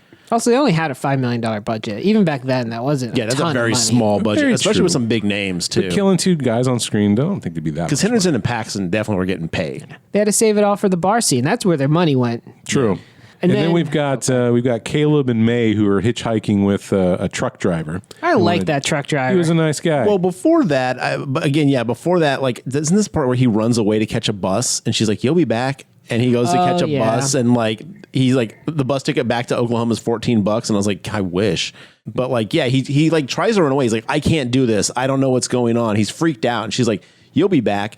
And then he realizes he eats a candy bar and it tastes like garbage to him, and he spits it out, and he's like, what? And then he ends up going back, and that's when she's like, you gotta feed, you gotta do this stuff with us. and she he's gives like, him some of her blood to like hold him over. yeah, and it's very orgasmic. It's very sexual, like the way it's shot and stuff like that. And which then is something that has kind of bled over into other vampire movies Yes. as well. Like Yeah. True Blood, that HBO show, Yeah, when that's humans would true. drink vampire blood, they'd get all high and yeah, because goofy she's off like, of it. listen to my heartbeat as he's drinking, and you can hear like the bubble, bubble, and she's all like making faces, and he's getting all horned up and stuff. But it's the next night that we see all the killing, and that's the night that May and Caleb get in that truck with the truck driver. Chekhov's truck, if you will, because that shit's going to come back in a major way. He learns how to drive a big rig from some dude. And then this is There's supposed two to be brakes. You got to know that. That's important. There's Very two important. brakes for a Roasting truck. jackknife. Yeah. But this is where we find out that Caleb, like, this is supposed to be his first kill. can't he do can't it? do it. Yeah. He throws up. Yeah, so he pulls over. Caleb jumps on the ground and starts puking, and May's just eyeballing the guy. And she's like, I guess you're going to not do this. And then has to do it herself and takes out the driver. Because the truck driver's like, are you okay, man? What, you can't drink and drive? I was like, Whoa. Yeah, he thought that was the best Man, joke. the 80s were so cool. Because they were drinking booze in the Yeah. truck, and I was like, well, that's just not safe at all. But now I will say, maybe May should have started by finding like a dick to kill. It seems like this place is rampant with criminals, so they probably could have found some crime going on and been like, oh yeah, kill this dude. He's like a fucking, drug dealer or whatever. Well, that's all I'm saying. Other than him being pushy with trying to get into May's pants, he's portrayed as this moral compassed character. Yeah. I would say he looks the pushy. innocent. He's the Yeah. innocence. Yeah. I think it reads different in 2022 than it did in 1987. I don't think people back then saw him as pushy. I think that was just part of the mating. It's weird that was now. that was just but how it was. Yeah. Yeah, he was very innocent, like you corn fed, like innocent young boy who's coming of age, and I guess really the worst thing he does is turn off the car and go, give me a kiss and I'll turn the car back on. Yeah. That's a little weird. Yeah, I think that would have. And even fun then, back not then. completely out of like the realm of like what people would even do nowadays. Maybe not quite as like It's not a first date blatant, move, I but would yeah. say, or it's not even really a first date. He turned it into a date. it was supposed to be a hookup. He offered her a ride home and then took her to see well, horses. He did ask if she was sticking around, and Yeah, she's fair like, not enough. long, and it was just like, there you go, bro. Anyway, so yeah, they feed, and he won't even drink the blood of the truck driver. She has to feed him again in the oil field when there's two derricks. And again, this was very sexual. Like every time he feeds on her, and he almost drains her. She's like, if you drink too much, you'll kill me. And he's just like, I'm sorry. He doesn't even say anything. He just smiles like a goon. Oh, does he? Because he's so like high off the blood at that point. And then we immediately cut out of nowhere to a scene back to the dad, because the dad and the sister saw Caleb get picked up in the RV, so they think he's been abducted. Yeah. We forgot to mention that. They're out going to like gas stations holding up a photo like, have you seen my boy? And everybody's like, nope. Yep. And I guess one very important thing, but otherwise useless character, is that he's a veterinarian. So he's got some medical skills. Wink, Is he wink, a vet? wink. I thought it was just because he had horses, he had to have like vet stuff. I thought they said he was a vet. Maybe Maybe that he up. is. Maybe- But anyway, he's got a bunch of like vet stuff. Yeah. Yeah. So that totally won't come into play later. But yeah, they're out looking around. They go to the cops, and then this police station, like it is like 80% cigarette smoke in the air. You can't see anything. That's probably filmed at a real police station in 1987. And the cop's like, well, we're looking for your boy, but what do you expect? He ran off with some people. And the dad's like, I refuse to believe that. And it's just like, God, would you guys please get on the same page? What are you doing about my boy? He says over and over again to the sheriff. He's like, all I can is like his excuse. And you're right, man. So much cigarette smoke. Everybody loves to remember the neon pinks and purples of the 80s, and they forget about the browns and the ashtrays. Everything was just dirty back then, man. Thick with smoke. Yeah. And then they'd give you those half-ass smoking, non-smoking sections, but the only barrier was like hope. Like it was just like two You would tables still over. have the smoke smell in the non-smoking section. Yeah. It sucked. It was the worst. During the scene where May and Caleb, he goes, what do we do now? And she's like, anything we want. And I was like, except go in sunlight. She's like, we could do anything. And I'm like, no, you can't. No, you can't. I forgot they do ditch their RV also. Anytime they do something bad, they switch vehicles. Right. Because clearly the cops are going to be looking for that one. Right. They set it on And Jesse fire. knows this. And Jesse's the one that's like kind of leading that. Like, again, he's got tenure. He knows what the fuck he's doing. Yeah, you he's know? been doing it for like 130 years. They set the RV on fire and then shoot at it. And I was like, now, if that ain't some Texas shit right there. Sorry, Oklahoma shit. Let's just take a Some moment. southern shit Yeah. in general. Let's just take a moment and say how amazing all the explosions in this movie are. Yeah. So many Holy slow-mo shit. car explosions in this movie. Massive explosions throughout the entire film that are just like, didn't expect it to be that big. You get some real wild anarchy southern boy type energy from these people. And I was like, I would give every dollar I own to see these dudes hook up with the Lost Boys for like a weekend. Oh, man. The Oh. crossover film America deserves. You know that Jesse and homeboy from Lost Boys be getting down. Yeah, I'm picturing a vampire meetup in the style of the 1970s, The Warriors. Can you dig it? Where all the clans and colonies come out. Oh my God, the Warriors, but with vampires and other monsters. Like they have to make it back to their colony hideout, Yeah. and they have to go through like the werewolf part of town. Like it. Yeah. They have to basically deal with like, oh, you don't go into that building because that's Frankenstein's building. Oh my God, a Monster Squad-esque Warriors mashup. You know what? And there's going to be a baseball team. Fucking patent pending. You heard it. Yeah. don't even edit this shit out. You all heard it here. There's a record of fact at this point. Some little kids like, Collins, come out and play. And there's going to be a team of vampire baseball players called the Vampire Bats. No, it's vampire hunters. They're vampire hunters. Instead of bats, they've got stakes. Okay. I like the play on the word bats. I like it too, and but bats. we could actually just have them have bats. Some of the warriors. Okay. Some of the Yeah. vampires. Well, we could take this offline here. We'll these are workshop the yeah. fuck out of this. Actually, Yeah. I'm not kidding. I think I might actually write this out. This is pretty good. Anyway, I would say so this movie has some excellent lines. I think it's Bill Paxton's character. Talk about another character goes, he was so ugly, he makes my gums ache. And I was like, damn, that is a That great was Homer. line. Homer. That was Homer. He was like, Okay. he's so ugly, he makes my gums hurt. And I was like, whoa. No, he says ache because I Ache, liked that's that. right, I was that's like, right. gums ache, man. There's an insult. That's when they're looking at Caleb up and down in the RV, I think. Oh, But yeah. such a great. And then and it's because he won't feed. They're pissed that he won't yeah. feed. And then Bill Paxton definitely calls another character. He looks like 40 miles of rough road. I was Yep. like, damn, that is a insult, man. There's also a line in this one that I'm going to say now. It's towards the end, but Jesse, Lance Henriksen's character says, the last thing you'll hear on the way to hell is your gut snapping like a bullwhip. And I was like, fuck yes. I don't know what that means, but I love the way that sounds. Yeah. No, there's some amazing lines in here. So next up is The bar. It's the bar scene. Yeah. They're going to give Caleb one more shot to prove he's worthy to stay with the colony. Yeah, they're like, look, you can't be a fucking parasite. You need to kill people. You And they can't do call him just, a parasite, yeah. which I thought was a cool way to describe him. You can't keep leeching off of May. So his week's up. They're like, so yeah, the time in this movie is weird. It is very because his strange. week's up, and they're like, we're gonna kill him. And May's like, no, it's just he's trying. Just give him one more shot. And they're like, all right, you got one more go at this, and then it's we're gonna behead you. We'll go into random bar in Kansas or wherever, in Texas, or wherever the fuck they are. Kansas. Yeah, I think they're in Kansas Yeah. now because the shootout happens Yeah. in those are And Kansas. talk about popo. a shit kicker biker bar. Yeah. Yeah, with 4 people. 4 people, and because of the time weirdness of this movie, it must be 5:55 a.m. when they walk into this bar. I want to say it's probably about 3:34. They get served one drink. Yeah, and then it's And then daytime. when they leave, it's daytime. Well, the sun rises earlier on the East Coast. Not that much. But yeah, earlier. Well, the East Coast, they're in Kansas. I know. My point is, I'm just saying. Where's our atlas? But yes, no, it's sunrise happens when it's convenient in this movie. This whole scene starts off like a Western. Coming into the saloon, the doors open up and our characters walk in and the whole bar stops. The best part is instead of playing like the expected like country music, it's like this real synthy, just Tangerine Dream, yeah. baby.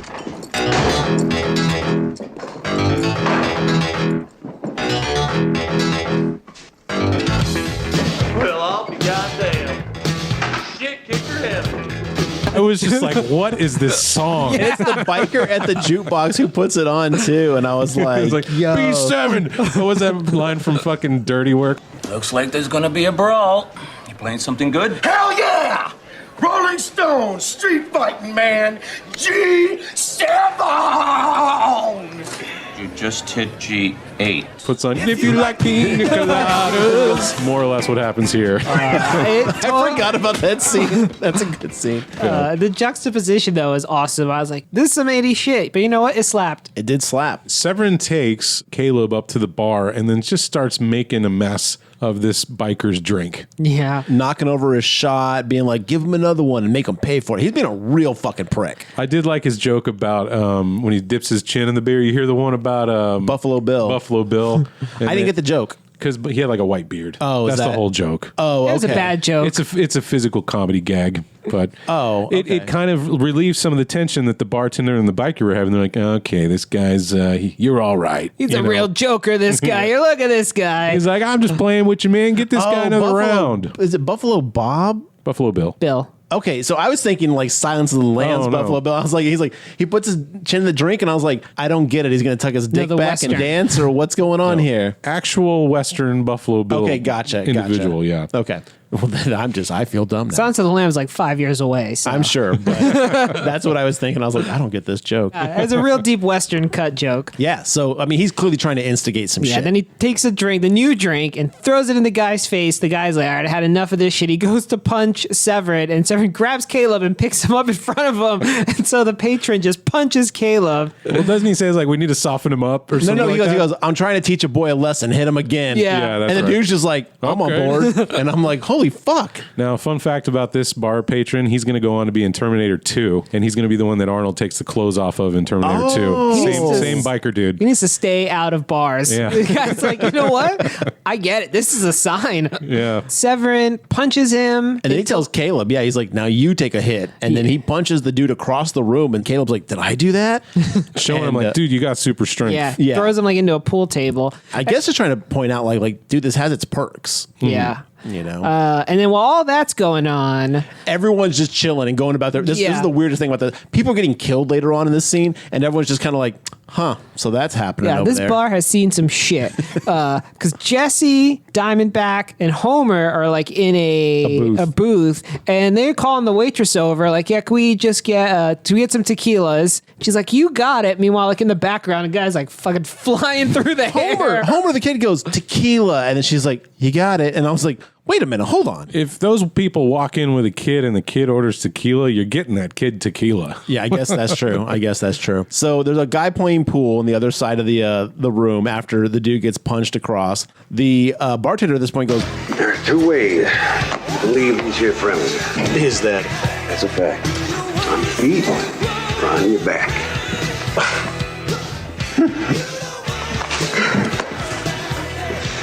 That's pretty tough words for a bartender, huh? And then he starts going full like Tommy Wiseau, Nick Cage, like jumping on the bar, dancing around, doing the fucking Pee Wee Herman tequila dance up there. Mm-hmm. And then he goes over to him and slashes his throats with his boot spurs. That comes a little bit later. Okay. The bartender shotgun Caleb in the stomach. Oh, that's right. Shoots Yeah. Caleb in the stomach, and he goes, and Paxton goes, "Whoa, ain't that a hoot?" And I was like, "Is it?" It's like stings, doesn't it? And Caleb's like, "I'm still alive." Yeah, he's freaking out. He's kind of like, "What the shit?" He's like, I should be dead right now. Oh, but I'm not. Yeah, it's like being a vampire is not so bad. All that's going on, and sort of interspaced in this, the waitress does come back with the tequila and In an empty mug.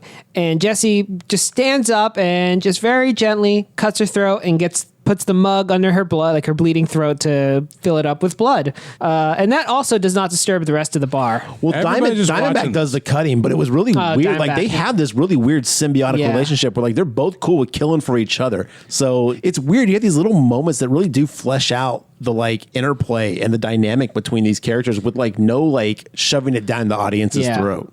So the waitress, either way, gets bled to death, or her throat cut. They drink her blood. And now the barkeep is finally like, all right, I'm gonna need to get my shotgun. Yes, exactly. She gets killed, and then he's like, "Oh, you guys got to leave." I'm like, "What the fuck?" Yeah, dude? it's like, dude, more than just leave. He just killed you. He's like, you know what? Waitresses die here constantly. I'll overlook this if you just get the fuck out of here. But then he loads up his shotgun, and then yes, Bill Paxton kills him. And then there's one guy. There's one guy left, and everyone's like, Caleb, this one is yours. Well, May goes over and dances with him for a little bit. Right, yeah. I guess because the kid seems so scared, it was to like maybe calm him for a moment. I couldn't tell if she was trying to calm him or if she was just kind of like fucking with him too. Like if think she had a that's little what bit it of like was. weirdness to her also. She's like, "This is the life we live." And it's just like I think they like fucking with the confusing food. though. Yeah. Confusing. I got more of like a motherly vibe to her. I got her like maybe a calming him down so soothing- Caleb yeah. could kill him, but like, Yeah, and oh yeah, she- that's because she does. She goes, "Come over here, Caleb," and then she's like, "Now, do it, take him," you know, and then.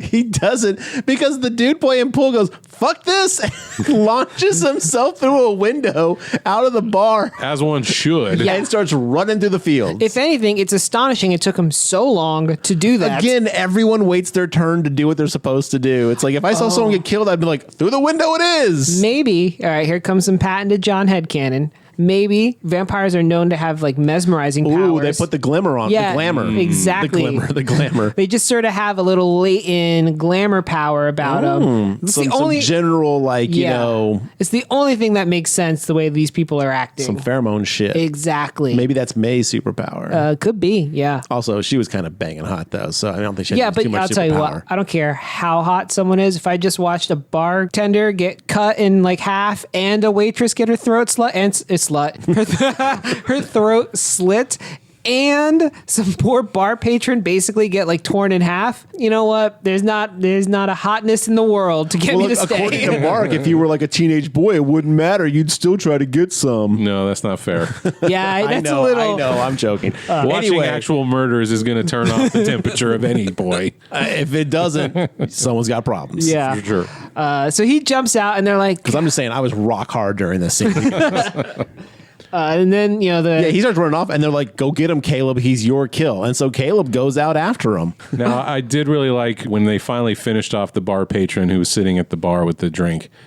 Bill Paxton, as he goes to feeds on the guys, like, I hate them when they ain't shaved. yeah. And he hesitates. He goes out to get it, and then he like kind of pulls back, and he's like, "Oh." They fuck with this poor guy even more. No, there's a different patron where they're like, "Hey, I fucked your mom," Yeah. and he's like, "Stop fucking with me, man." That was the biker. Okay, That was the biker. He was like, because he's all like, "Hey man," the biker pulls out a knife, and he's all like, "That's not a knife," and then like knocks it away, and then they basically systematically one by one kill everyone in this bar while everyone's just waiting around for their turn. Like the biker like goes to choke Bill Paxton, and Bill Paxton's playing along. It's like, and he's like, "Just kidding," and that made me laugh. Again, Paxton and Henriksen had a blast in this. This is the best scene of the movie.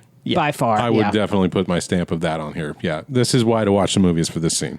So they burn down the bar because, again, they got to destroy some evidence, and they're going to get out of here, and they're going to go find a place. And at this point, the really sun's pissed. coming up. They're like, "Caleb, that guy is going to go right to the law. You really fucked us. Now we got to go find law. some. Yeah, now we got to go find somewhere Caleb to hide." catches him, and he's gonna kill him, and then he doesn't. Yeah, he lets him go because the kid begs for his life, like anyone would. Because, again, he has not given up on his morality yet. Right. And so they're like, "You know what? We're going to save you just to kill you later." Or humanity, morality, I don't know which one it is. Either, Anyway. because you're a real dick, Caleb, and you're really harsh in our vibe. But they're like, right now we got to find somewhere. Because the sun is rising. Yeah, quickly, much faster than I think I've ever seen a sunrise. They're fast forwarding. There's times in this movie where the sun is rising and it takes fucking forever, and I was like, you have minutes. You have minutes before the sun crests that fucking. Well, sometimes it looks like it is fast forward and it goes from dawn to noon.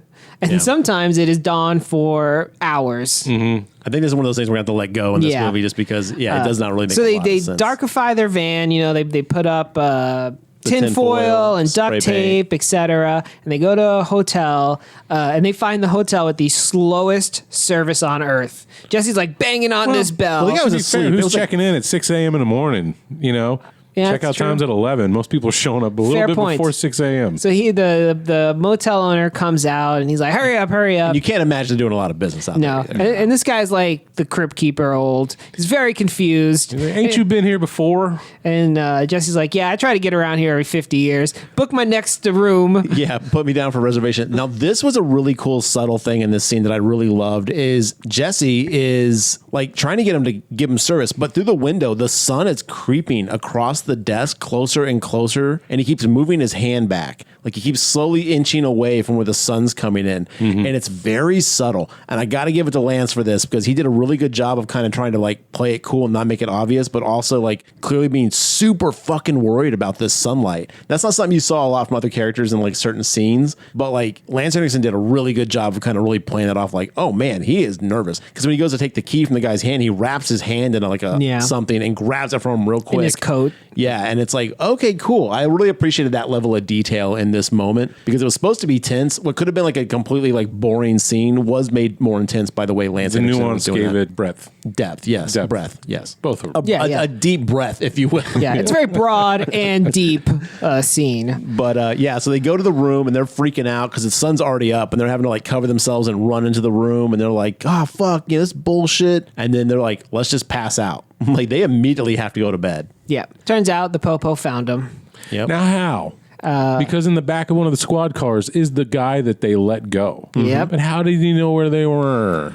There's only two places they could have gone, man. I think he saw their RV because they have another RV now. Yeah, they take a car and they're like, someone's They going didn't to be have looking time to for switch this. cars Yeah, yet? I don't think because the sun was coming up. So Yeah, they had because no I think time. someone as they were driving away was like, they're going to be looking for this shit box. We got to go, Yeah. So I Okay. think that's why they try to park you a little bit further away, which comes back And to they bite couldn't them go in the too ass. far because the sun was up. Yeah. So they had to like basically like quickly find a place. So And it's all of the law. Yeah. All of Oklahoma. all 6 of them. Yeah. They even called in the fellas from is the snow Kansas. cone farm. Kansas. Yeah. No, not They're in snow Kansas cones. here. No, that's a Northeast thing. thing. Oh, I'm sorry. Yeah. Soft serve. Sugar cone. Yeah, sugar cone. The Yeah. Oklahoman sugar cone. Yeah, film. they grow snow cones in Maine. Part-time sheriff, part-time sugar cone on it. Anyway, the entire outfit of cops is out front with Yeah. a megaphone. We know you're in there. And right away with machine guns too. Like They're packed They to are the gills with armor. ready to. They armament. bring in a tank. I mean, no, there's no tank, but that'd Well, be the awesome. vampires are like, yo, we got to do this now. Like, it's happening. It's go time. Like, they went from like, we can't even talk our way out of this to like, get the guns. We're having a shootout. This is your classic Western shootout. Yes. Yep, very. Again, the moment the bar scene happens, it becomes a Western. Yes. And Which the, I would have loved a more heavily vampire Western in like modern actual times. set in the West. Maybe not so old in the West, but definitely much more like, like think like Rob Zombie, Devil's Rejects level, like Western style. I mean, this movie's set in the West, in this traditional area of where Westerns are set. Yes. I mean, this movie, it's not set in the Western I'm not talking time. about I'm not talking about like location. No, I'm but I talking about think- like more just like Let's look at the atlas, because I think Mark's talking about the geography of the film. How west is west? Well, if you go too far west, it's a different kind of west. Once you hit the Rockies, that's not the west, like of the Westerns. Yeah, you might as well be panning for gold at that point. Yeah. I mean, if you think like Lonesome Dove, they start out in South Texas and go all the way up to Wyoming. So, I mean, that whole area is the West. Yeah, I think Unforgiven takes place in Texas. I mean, I'm gonna say Kansas to the California coast. That's the I'd West, say baby. to the Rockies. I don't know if Nevada counts as the West. Back in the day, it was. I mean, dude, have you been to Nevada? And we went to Reno recently. That place is still pretty the West. Yeah, but like Cowboy West? There's some real cowboy-esque West out there. Anyway, Listeners, let's get at us. Yeah, get back to us, listeners. Let us know. Settle this debate for us. Where is the West? But anyway, I guess yes. it all depends on where you're standing. Can we please talk about this gunfight? No. So Bill Paxton, being the genius that he is, shoots a hole through the door to shoot a cop and blows that cop away. Yeah, I don't know what gun he was using, man, but he puts like just a It's like a shotgun, like dude. a basketball sized hole in that cop. Yeah, and then the sunlight pours through and burns the shit out of Paxton. Like he is like The squib work in this film. Yeah, it's Very good. astonishing. Yeah, too Also, good. it was very unnerving to see Homer, the kid, wielding a gun so much in this movie. And I know there's safety protocols and stuff, but like to see a small child holding a pistol of that caliber, I was just like, I felt so nervous for everyone. I was like, oh God, get that gun away from that kid. So they basically have a shootout. There's holes getting shot through the wall and at the awesome cops scene. back and forth. And then like the vampires inside are having to dodge the sunlight pouring through the bullet holes. Yeah, it's a great looking shot. Yeah, it's really cool. So they're like, we got to get to the van. Or I think it's a van. No, not they're a- like we're fucked. And that's when Caleb goes, I'm gonna make a run for the van. And that's when Severin is like, you're fucking crazy, man. You never game over, man. Game over. I don't know if you're keeping score, man. Yeah. But yeah, he's like, you're fucking nuts, man. You can't make it. Like they're like, he signed a death warrant on himself. But Caleb is gonna do it. He bum rushes out there. He's running towards the van covered in a blanket, catching on fire, and then one cop turns around with a fucking AR-15 type thing and just like pow, pow, pow, and it's like just putting them full of bullet holes. Taking him in the shins and the freaking calves. Yeah, it's rowdy, but he is on fire. And as he tries to get in the van, he's like fully on fire as he's getting in the van, and he's gonna drive it into the little hotel room, the motel room that they're in, and get him out of there. But like, I felt really worried for the guy, the stunt man who was covered in flames, because as he's trying to get in the van, he cannot get in the van fast enough, and I'm like, that dude is burning, and he gets in and he just immediately drops to the floor to like put himself out, and I was just like, oh God, I could finally breathe when I saw that. Just knowing what Kane Hodder and everybody goes Sure. through. Like, you don't fuck with fire, dude. That shit Pyrotechnics will- can go wrong. Yeah. I'm sure there was like 3 guys with freaking extinguishers just waiting for that guy to get into Inside the van, I'm Yeah. sure. But like, it was so unnerving. Like, I was like, oh my God, get him in the van. Get him in the van. He's burning. I was like, Caleb, you're just going to set the van on fire with your sunlight that's flame. a good point. Yeah. The van just blows up. The end. Slow-mo blow up. Yeah, might as well have been. But yeah, so he drives the van into the motel room and rescues them. They're like, holy shit, he did it. And at this point, he's proven his worth to... And Yeah. Jesse's colony. like, you've earned yourself another shot, kid. And then they go to another hotel where Severin gives Caleb the vaunted spur. He takes the spur off of his boot and is like, this is for you now. He hands it over. You earned it. Yeah, you've earned yourself one spur. And then Homer's like, shake on it. And then he goes, psych, and gives him the whole like, too slow, which I thought was kind of fun and dumb.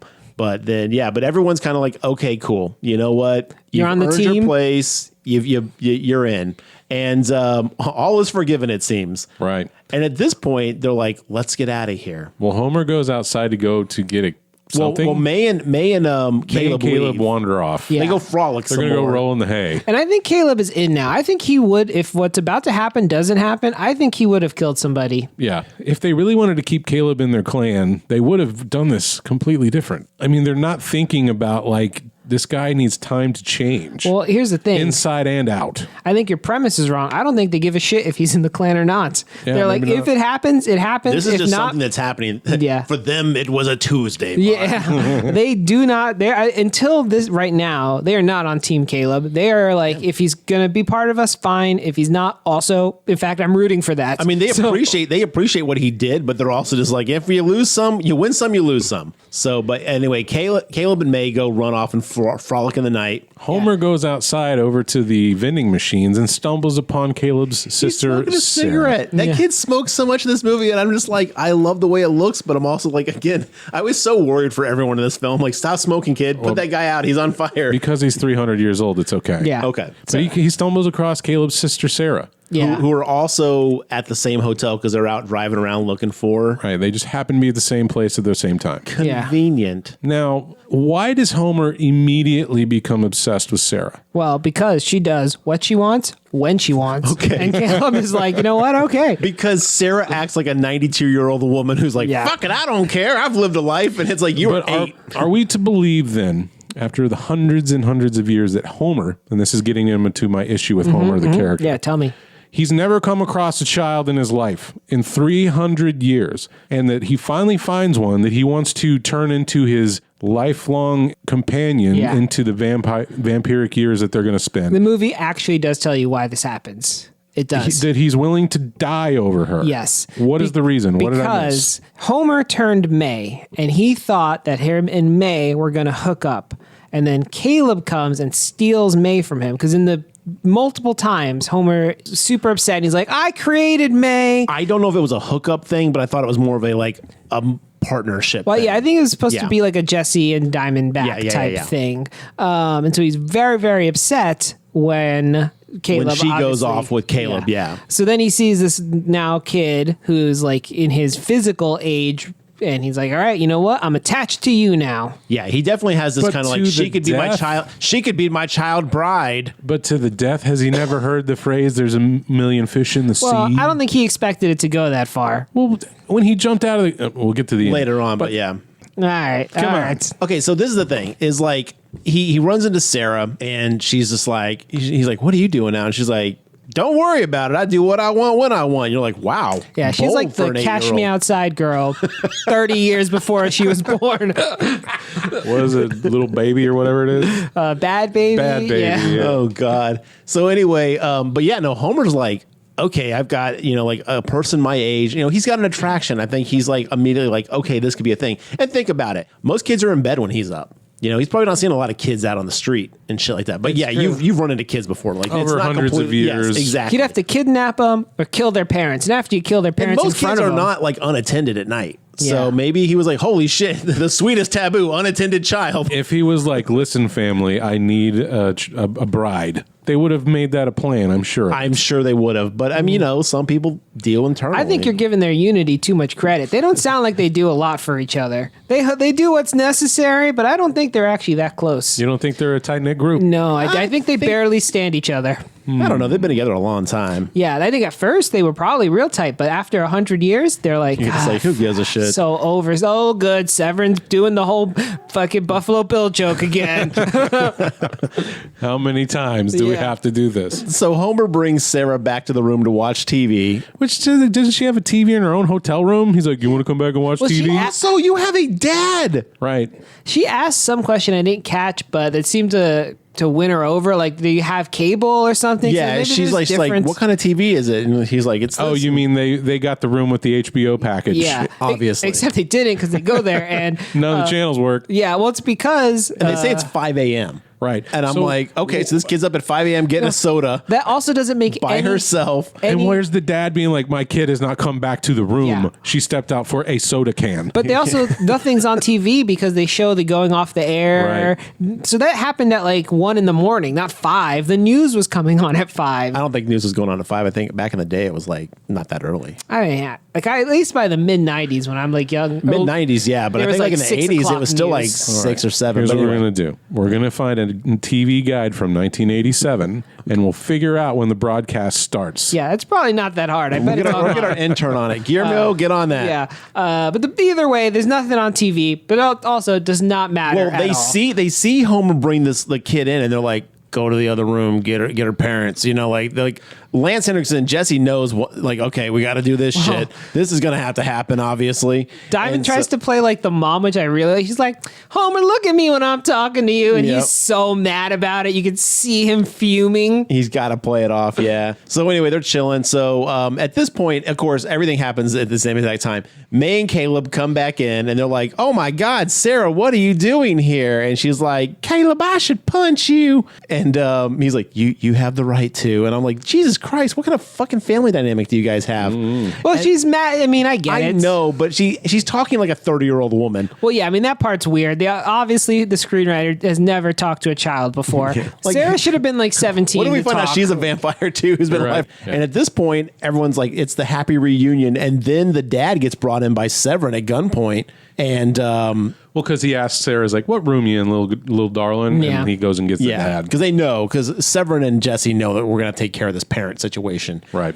And so Another they do. classic Western. They got themselves a Mexican standoff. Everyone's pointing guns at everybody. Yeah, and it's funny though, because like the dad pulls a gun on Severin, and Caleb's like, that's not going to do any good. And he goes, like, what really? do you mean? Yeah, and he just shoots him, which I was like, cool. All right, he's like, Oh, watch Jesse how good shoots it's going to Jesse in do. the Yeah, chest, he shoots Jess. And then he spits up the bullet, which was so cool. Puts it Yeah. in his pocket. He goes, you're puts going to it in need the this dad's later. pocket. Yeah. It was Or you great. hang on to this or something like that. God, that was so good. It is super cool, incredible scene. How? How did that But happen? the dad asks him, because Caleb's like, you got to let these two go. Like, if you guys want to like. It's like, I'm part of you, but this is my family. Like, they have nothing to do with this. I'm on Team Vampire. Well, no, they actually never say vampire. In this Okay, whole that's movie. I got something in a minute we'll talk about. I'm on Team Blood Drinkers. Like, Yeah, and so they're like, nope, can't do it, sorry. And so at this point, Caleb grabs his sister and his dad and runs out, and they haul ass, and he's on fire. Like, he's burning in the car. He's like, you got to get me to safety, blah, blah, blah. And he's like, and it's they're like noon again. and this is the thing. He goes, what's wrong with you? He's like, you wouldn't believe it if I told you. And he's like, I don't even know. And I was like, once again in a movie, you know what a vampire is. I expected my son's a damn vampire. Like I expected a line Yeah. like He's that. like, if I couldn't tell you, you wouldn't understand anyway. I don't even know what I am. And it's like, God, we know what vampires are. Even if you live in the fucking backwoods country, you've heard of a vampire. Right. It is a classical monster. Yeah, Yeah. he's like, his dad's like, you got to go to the hospital. And he's like, can the hospital fix this? He sticks his hand out the window and his whole arm goes up in flames. Yeah. I was like, man, you probably could have just done like your finger. You didn't need to burn your whole Got to fucking. make a statement of it. Yeah. Caleb's just in the back of the truck and he sees all his dad's like tubes and veterinarian equipment. He's like, take me to the shed. Was like, hey, you ever done a transfusion? And his dad doesn't even answer. It just cuts like to the shed and Jesse's shirtless. Like, it's like, all right, I guess the answer is yes. Caleb Caleb shirtless. Caleb Yeah. shirtless, yeah. Caleb's strapped to the table and he gets himself a blood transfusion. From his dad, yeah. Dad gives him enough blood to wash all the blood out. Now, I have questions. Now, who would have thought this would cure vampirism? No people, because it's ridiculous. Is the vampiric gene only in the bloodstream? Yes. According to this movie. Okay. So your bad blood is what sets you on fire from the sun. But also, you don't, when a blood transfusion, it's not like you drain all the old blood and put completely new blood in. no, there's got to be a little bit left in there. Like quite substantial. You like most of your own Like blood blood is still vessels there. in your eyes and shit like that. You're not, everything's not getting completely flushed out. You're not flushing the system out and then refilling There's it. blood in your head. Yeah, is any amount of non-vampire blood enough? Like, Maybe if you just overpower, maybe like a 70-30 ratio. I think the transfusion would have to be done over several months. yeah, Many transfusions. Agreed. I But for would agree. movie's sake, this was pretty cool. yeah. And then he's back at the dinner table, just how Tom fooling around with his sister. They act like nothing happened. No one. And later on, he goes, "I'll tell you," because they go out in the field. Because the first time he wakes up and the sun's hitting him, he's like, "Oh, I can feel the sun again." And then him and his sister go frolic through the field, and she's like, right, "What the happened pointless to scene you?" where she's just on his shoulders and they walk through the sugarcane fields. Yeah. It's like, Yeah. what are we doing? And then he goes, "I'll tell you eventually if you promise never to ask about it until then." And she's like, "Promise." And I'm like, "What the fuck?" No, I get It's it. like They're- no kid has ever been like, "You're right. I don't need to know what's going on here." I'll wait 10 years, which will be an eternity for a child. Well, I get it. They're like, look, we're just never going to speak of this again as a family unit. There was a scene they cut, it was off camera where they all got family meeting, But they none of this happened. But they cut to dinner and everything's like, all's forgiven, nothing happened, we're good. It's a snapshot in the rural life of some country Of a single bumpkins. dad taking Yeah. care of two delinquent But children. weirdly enough, though, they never show Caleb eating anything off his plate. He's just kind of pushing his peas around. You know what I That's mean? another thing is I was like, what if he still has the taste for blood? So that's why I was confused. I was like, is he better or is he not? Because, like, as we saw earlier, the candy bar makes him physically ill. But here, he's not eating his steak. but Well, it's because he's gotten good blood again. He's no longer a vampire. yeah, but he's not eating. Should he food. be eating? Yeah. He's just happy to be back. He filled up on cones earlier.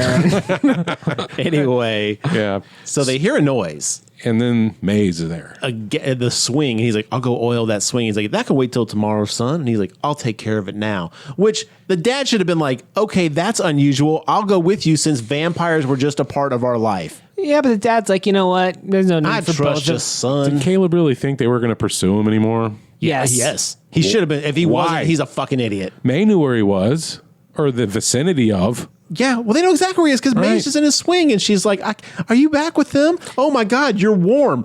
And this what drove me nuts. She realizes that he's warm again. He's not dead, and she kind of gets like, "Oh, maybe he's not a vampire anymore."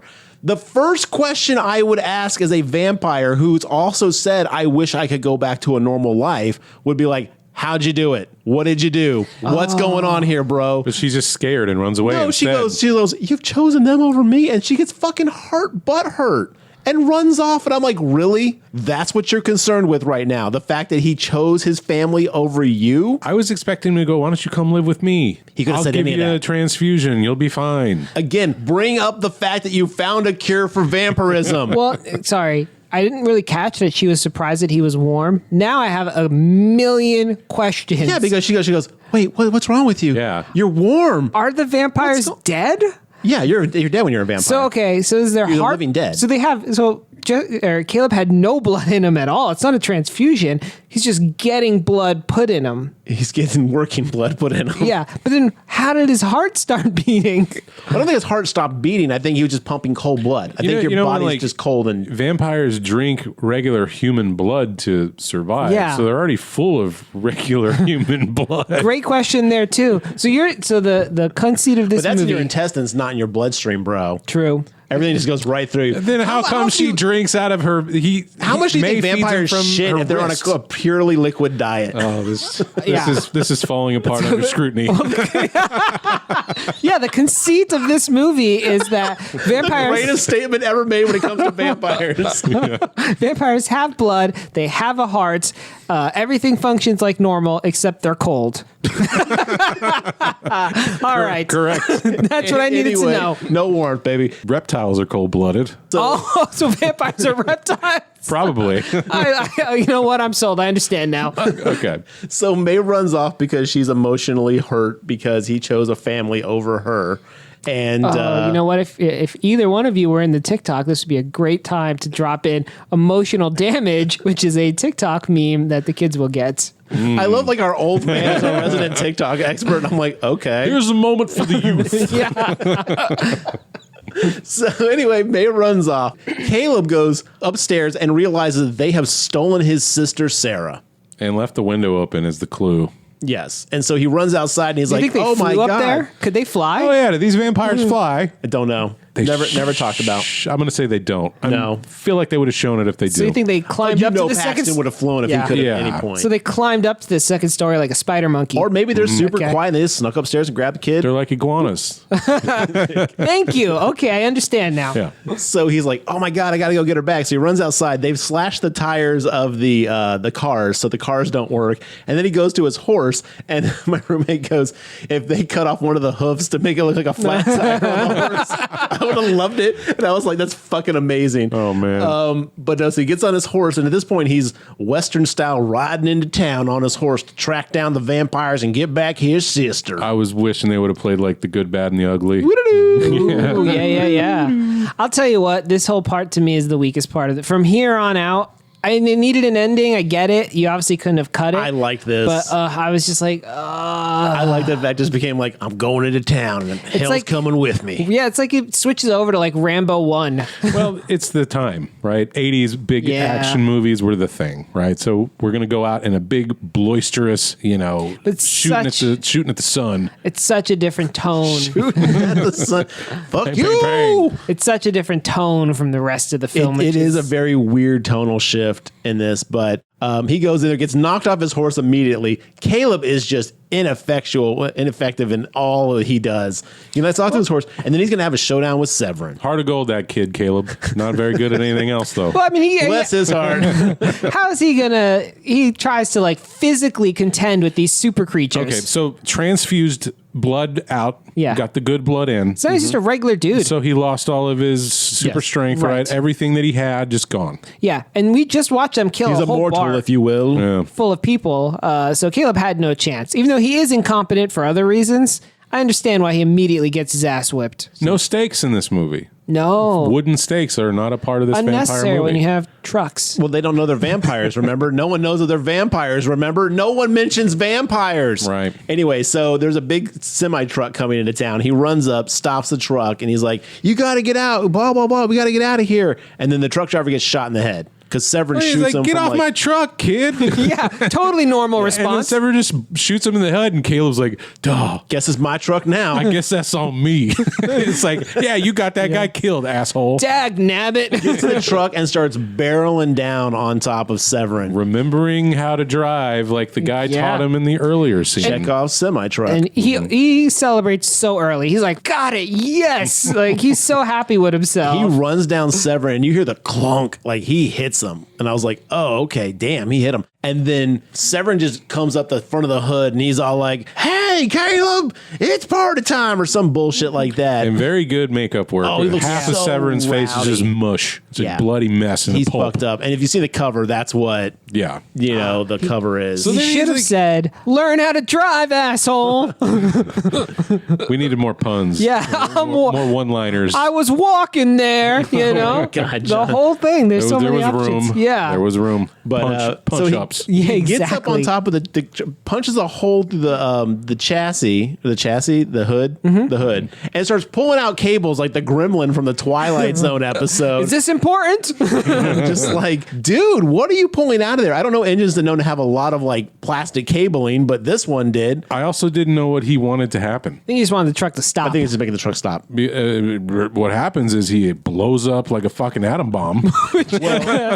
Because Caleb is like, oh my God, he's going to ruin this thing. And then Caleb remembers how to jackknife the truck based off what the truck driver told him. So he jumps out after hitting the wrong brake on purpose to jackknife the truck because he knows he's pulling fuel behind him. There's two brakes. Ah, yes. And then he I basically forgot about that two-brake system. Yeah. he jackknifes the truck on purpose to make it blow up because of the fuel to take out Severin. So it all plays out. It's all correct. Yeah. But that's the whole point. So boom, Check Severin's the dead. atlas. It's all in there. Oh, Yeah. Okay.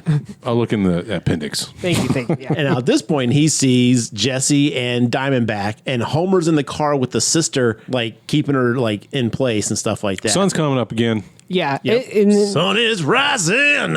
So I was sitting here, I was like, why is this movie called Near Dark? It should be called Near Sun. yeah. Right? Near dawn. Yeah. Near Dawn. That's the Why? sequel. Why would they wait to the end of it? Why not? Oh, sunset. Let's start this mission now. Immediately. yeah. Yeah, like the Lost no. Boys did. Yeah. Who do you think would win in a fight between the Lost Boys and this group? Lost Boys. Yeah, definitely. This You think group so? is Yeah. just stumbling from one like bad thing to another. I don't know. I think Jesse and Paxton could have taken Grandpa so. would win it, beat them all anyway. anyway. So Yeah. But anyway, so they Diamondback and Jesse are on each side of Caleb, and Diamondback throws a knife to like stab Caleb in the face. Sarah kicks her way out. She basically hits Homer in the head with a mag light, gets out, and she's like, "Watch out, Caleb!" And so he dodges. The knife goes right into Henriksen's mouth, stabs him in the throat. He pulls it out like, "Damn it!" And then they run off. He gets Sarah at this point and is running her back to the farm.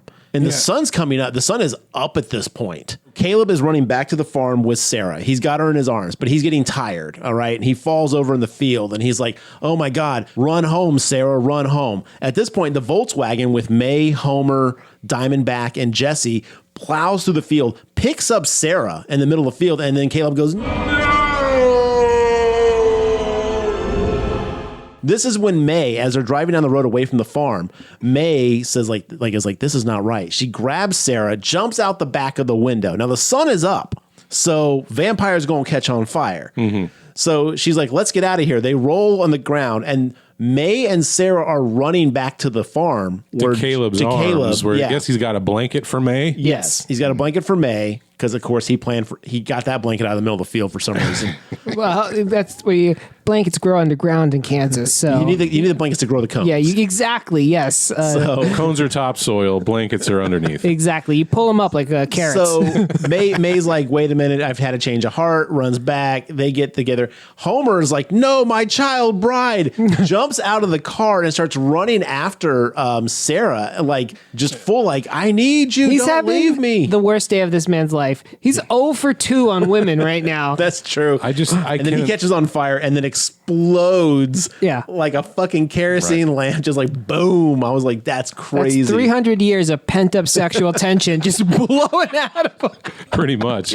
But still, I cannot justify that reasoning in his character. I don't think it was to go necessarily grab Sarah. I think it was to kill Caleb. He's just so angry and frustrated. Because he's yelling for Sarah. He's like, Sarah, no, come back, Sarah.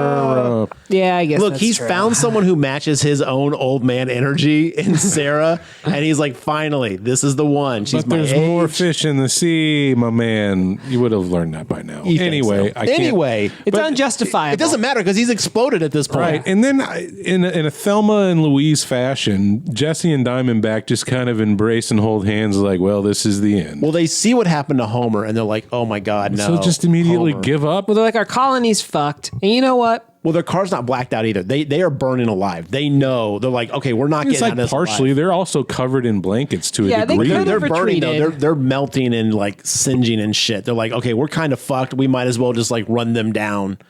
They could have retreated. I go back to, I agree, but I'm just saying in the movie, this is what they decided to do. They're like, okay. I think it goes back to Jesse's just over being a vampire. He does not seem to get the level of enjoyment out of it as Severin does or did.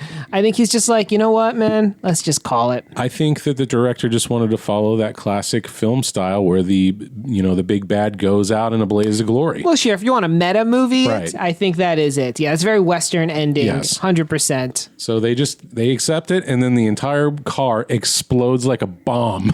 Well, because they blow up inside of the car too. Are they going to cause inflammable material to just spray everywhere? Yeah. Well, vampire insides incredibly explosive. As we learned, demon blood is acidic, Yeah. and vampires are highly flammable. They're walking Molotovs, these vampires. Yeah, dude, it makes C4 look like a joke. Okay, you get a touch of vampire, level of neighborhood. What I expected was to, through the windshield, just watch guts go. That would have been cool. Instead, the car went. They don't have that kind of money. They got fire money. They don't have guts money. Here's the thing. If you had the opportunity to blow up a car, would you say no? No, you blow up a car. They already blew up a truck. Yeah, but that's not a car. And they blew up an RV. Yeah. And they Blew up a bar? they blew up everything. But they need a car. Why not mix it up and just have some guts on a windshield? No, look, we're in for a penny, you're in for a pound, all right? exactly, This is an exactly. explosive movie. That's the box quote. This movie is explosive. Jesus Christ. Hollywood, don't get at us No, anymore. get at us. But we end in a freeze frame. This movie Yes. ends in a Yeah, freeze everyone's frame. jumping up, fist in the sky. But no, it's not yet. Remember, because like it fades out. they give and May a then May the transfusion. transfusion. So May gets transfused, and the sun hits her, and she wakes up. And she's like, "What? Oh my God, no!" And then I'm she's not like, on fire. "I'm alive." And then basically, yes, this is where we get the freeze frame. I don't believe that Caleb would have been the first vampire to try a blood transfusion. Why? When would they have tried it before? probably the first blood transfusion, whenever that would have been.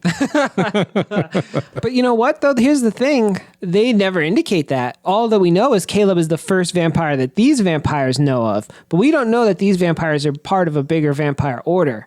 Could just be each colony is its own thing, and maybe other colonies have discovered blood transfusion, but it hasn't made its way over. I don't think there's like a Vampires Weekly. Okay, you're right. Well, what these vampires need to do is to network. Yeah, create a newsletter. And really get out there and share vampiric knowledge amongst each other, and then perhaps you don't have to live in an RV on the run. True. In fact, 87 computers were around. They could have created like a BBS, a little network forum type thing. Mm-hmm. Yeah, vampires, get with it, man. Yeah.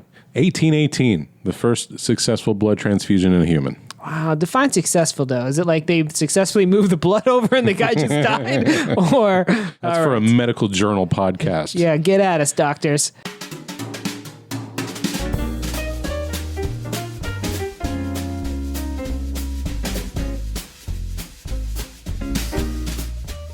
I would recommend this movie. I would too. I really did enjoy it. It's a lot of fun. Even though we can sit here and nitpick stuff and tear down the actual being a vampire blood transfusion thing, it's still a good time. A lot of explosions, great 80s-ness in here. Seeing Bill Paxton ham it up is probably the highlight of the movie for me. Get it, watch while it's on Shudder. Who knows where it's going to be next? Yeah. Well, it's sure not coming to fucking Blu-ray yet because Studio Canal's dragging their ass. Exactly. But yes, it is. Well, the fact that it's actually made it back out is a good sign. The fact that it's still available now, or is available now, is a good sign because for a while you couldn't find this anywhere. Yeah, I might pick this up on Blu-ray too. When it's I think the finally last time I saw this was like at a dude's birthday party where they rent out the Draft House and they pulled from like Tim, whatever the guy who owned Draft House, like private movie collection, like pulled the reels, like the actual like nice film. Like that's the only way I'd seen it in like fucking forever. So yeah, it was hard to find. So I'm glad that it's back out. But yeah, definitely recommended by me.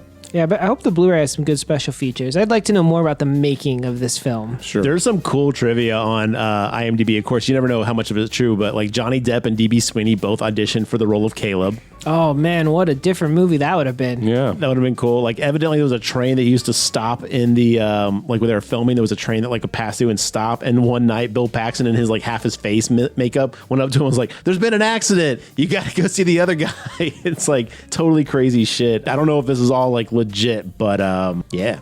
Well, that sounds like 3 recommendations from us. Go watch Near Dark. Not a super scary movie, not a really great horror movie, but a really badass fucking movie with vampires in it. Yeah. It's or good. Not vampires, because they never said the word vampires in this movie. Really? Did not know this. Oh, shit. And at the end of the day, Caleb gets so close to the dark. He got near dark, but he came back to the light.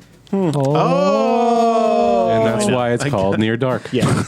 Imagine. I actually thought that's what it was. So. There's a Near Dark 2, and we find out Caleb and May only dated for 7 days. Turned out hated each other's personalities. Could not stand each other. Near Dark 2, it's always darkest before dawn. Oh, I'm into it. Hollywood, get at us. That's good. That's good. Well, listener, have you seen Near Dark? Why don't Listeners. We have more than one. Plural. Have you seen Near Dark? Why don't you let us know on our social media? We got a Twitter, a Facebook, and an Instagram page. You can find all things GraveTalk at thegravetalk.com. And if you have any recommendations for cold opens or movies, let us know. We're happy to add them into our schedule. Are we happy about it, or do we do it? We just do it. Okay. But we pretend to be happy. That's how I live my whole life. Now, we're happy to do what you guys want to hear. It's true. We are. So, Garrett. Sometimes. Let me put a Most of the caveat on that. Sometimes. It's like a ray of sunshine in our otherwise dark lives. Well, while John is getting all philosophical on us over here, Garrett, what's the next film up for grabs on the Grave Talk? So the next movie we're doing, Mark, is a John choice, since I got to pick Near Dark. Mm-hmm. We're doing Happy Death Day. Oh, the Groundhog's Day of the horror world. Yeah, it's exactly what it's known for. I believe that's the poster text. You've seen Groundhog's Day. Now imagine if it was horrific. This was a good movie. Yes. It's only, 5 years old at this point? Maybe? It's pretty recent. It's only 5 minutes long. Yeah. The second one, not so great. Don't watch that by mistake. Well, you can tell us about that one on the podcast. No, I'm just warning the listeners. You might see Happy Death Day 2, not the one we're doing. Happy Death Day. Happy Death Day, singular. Day, singular. Okay. Yeah. There you go. All right. We'll get that one watched and come back and hear us talk about it next time. Thanks for joining us.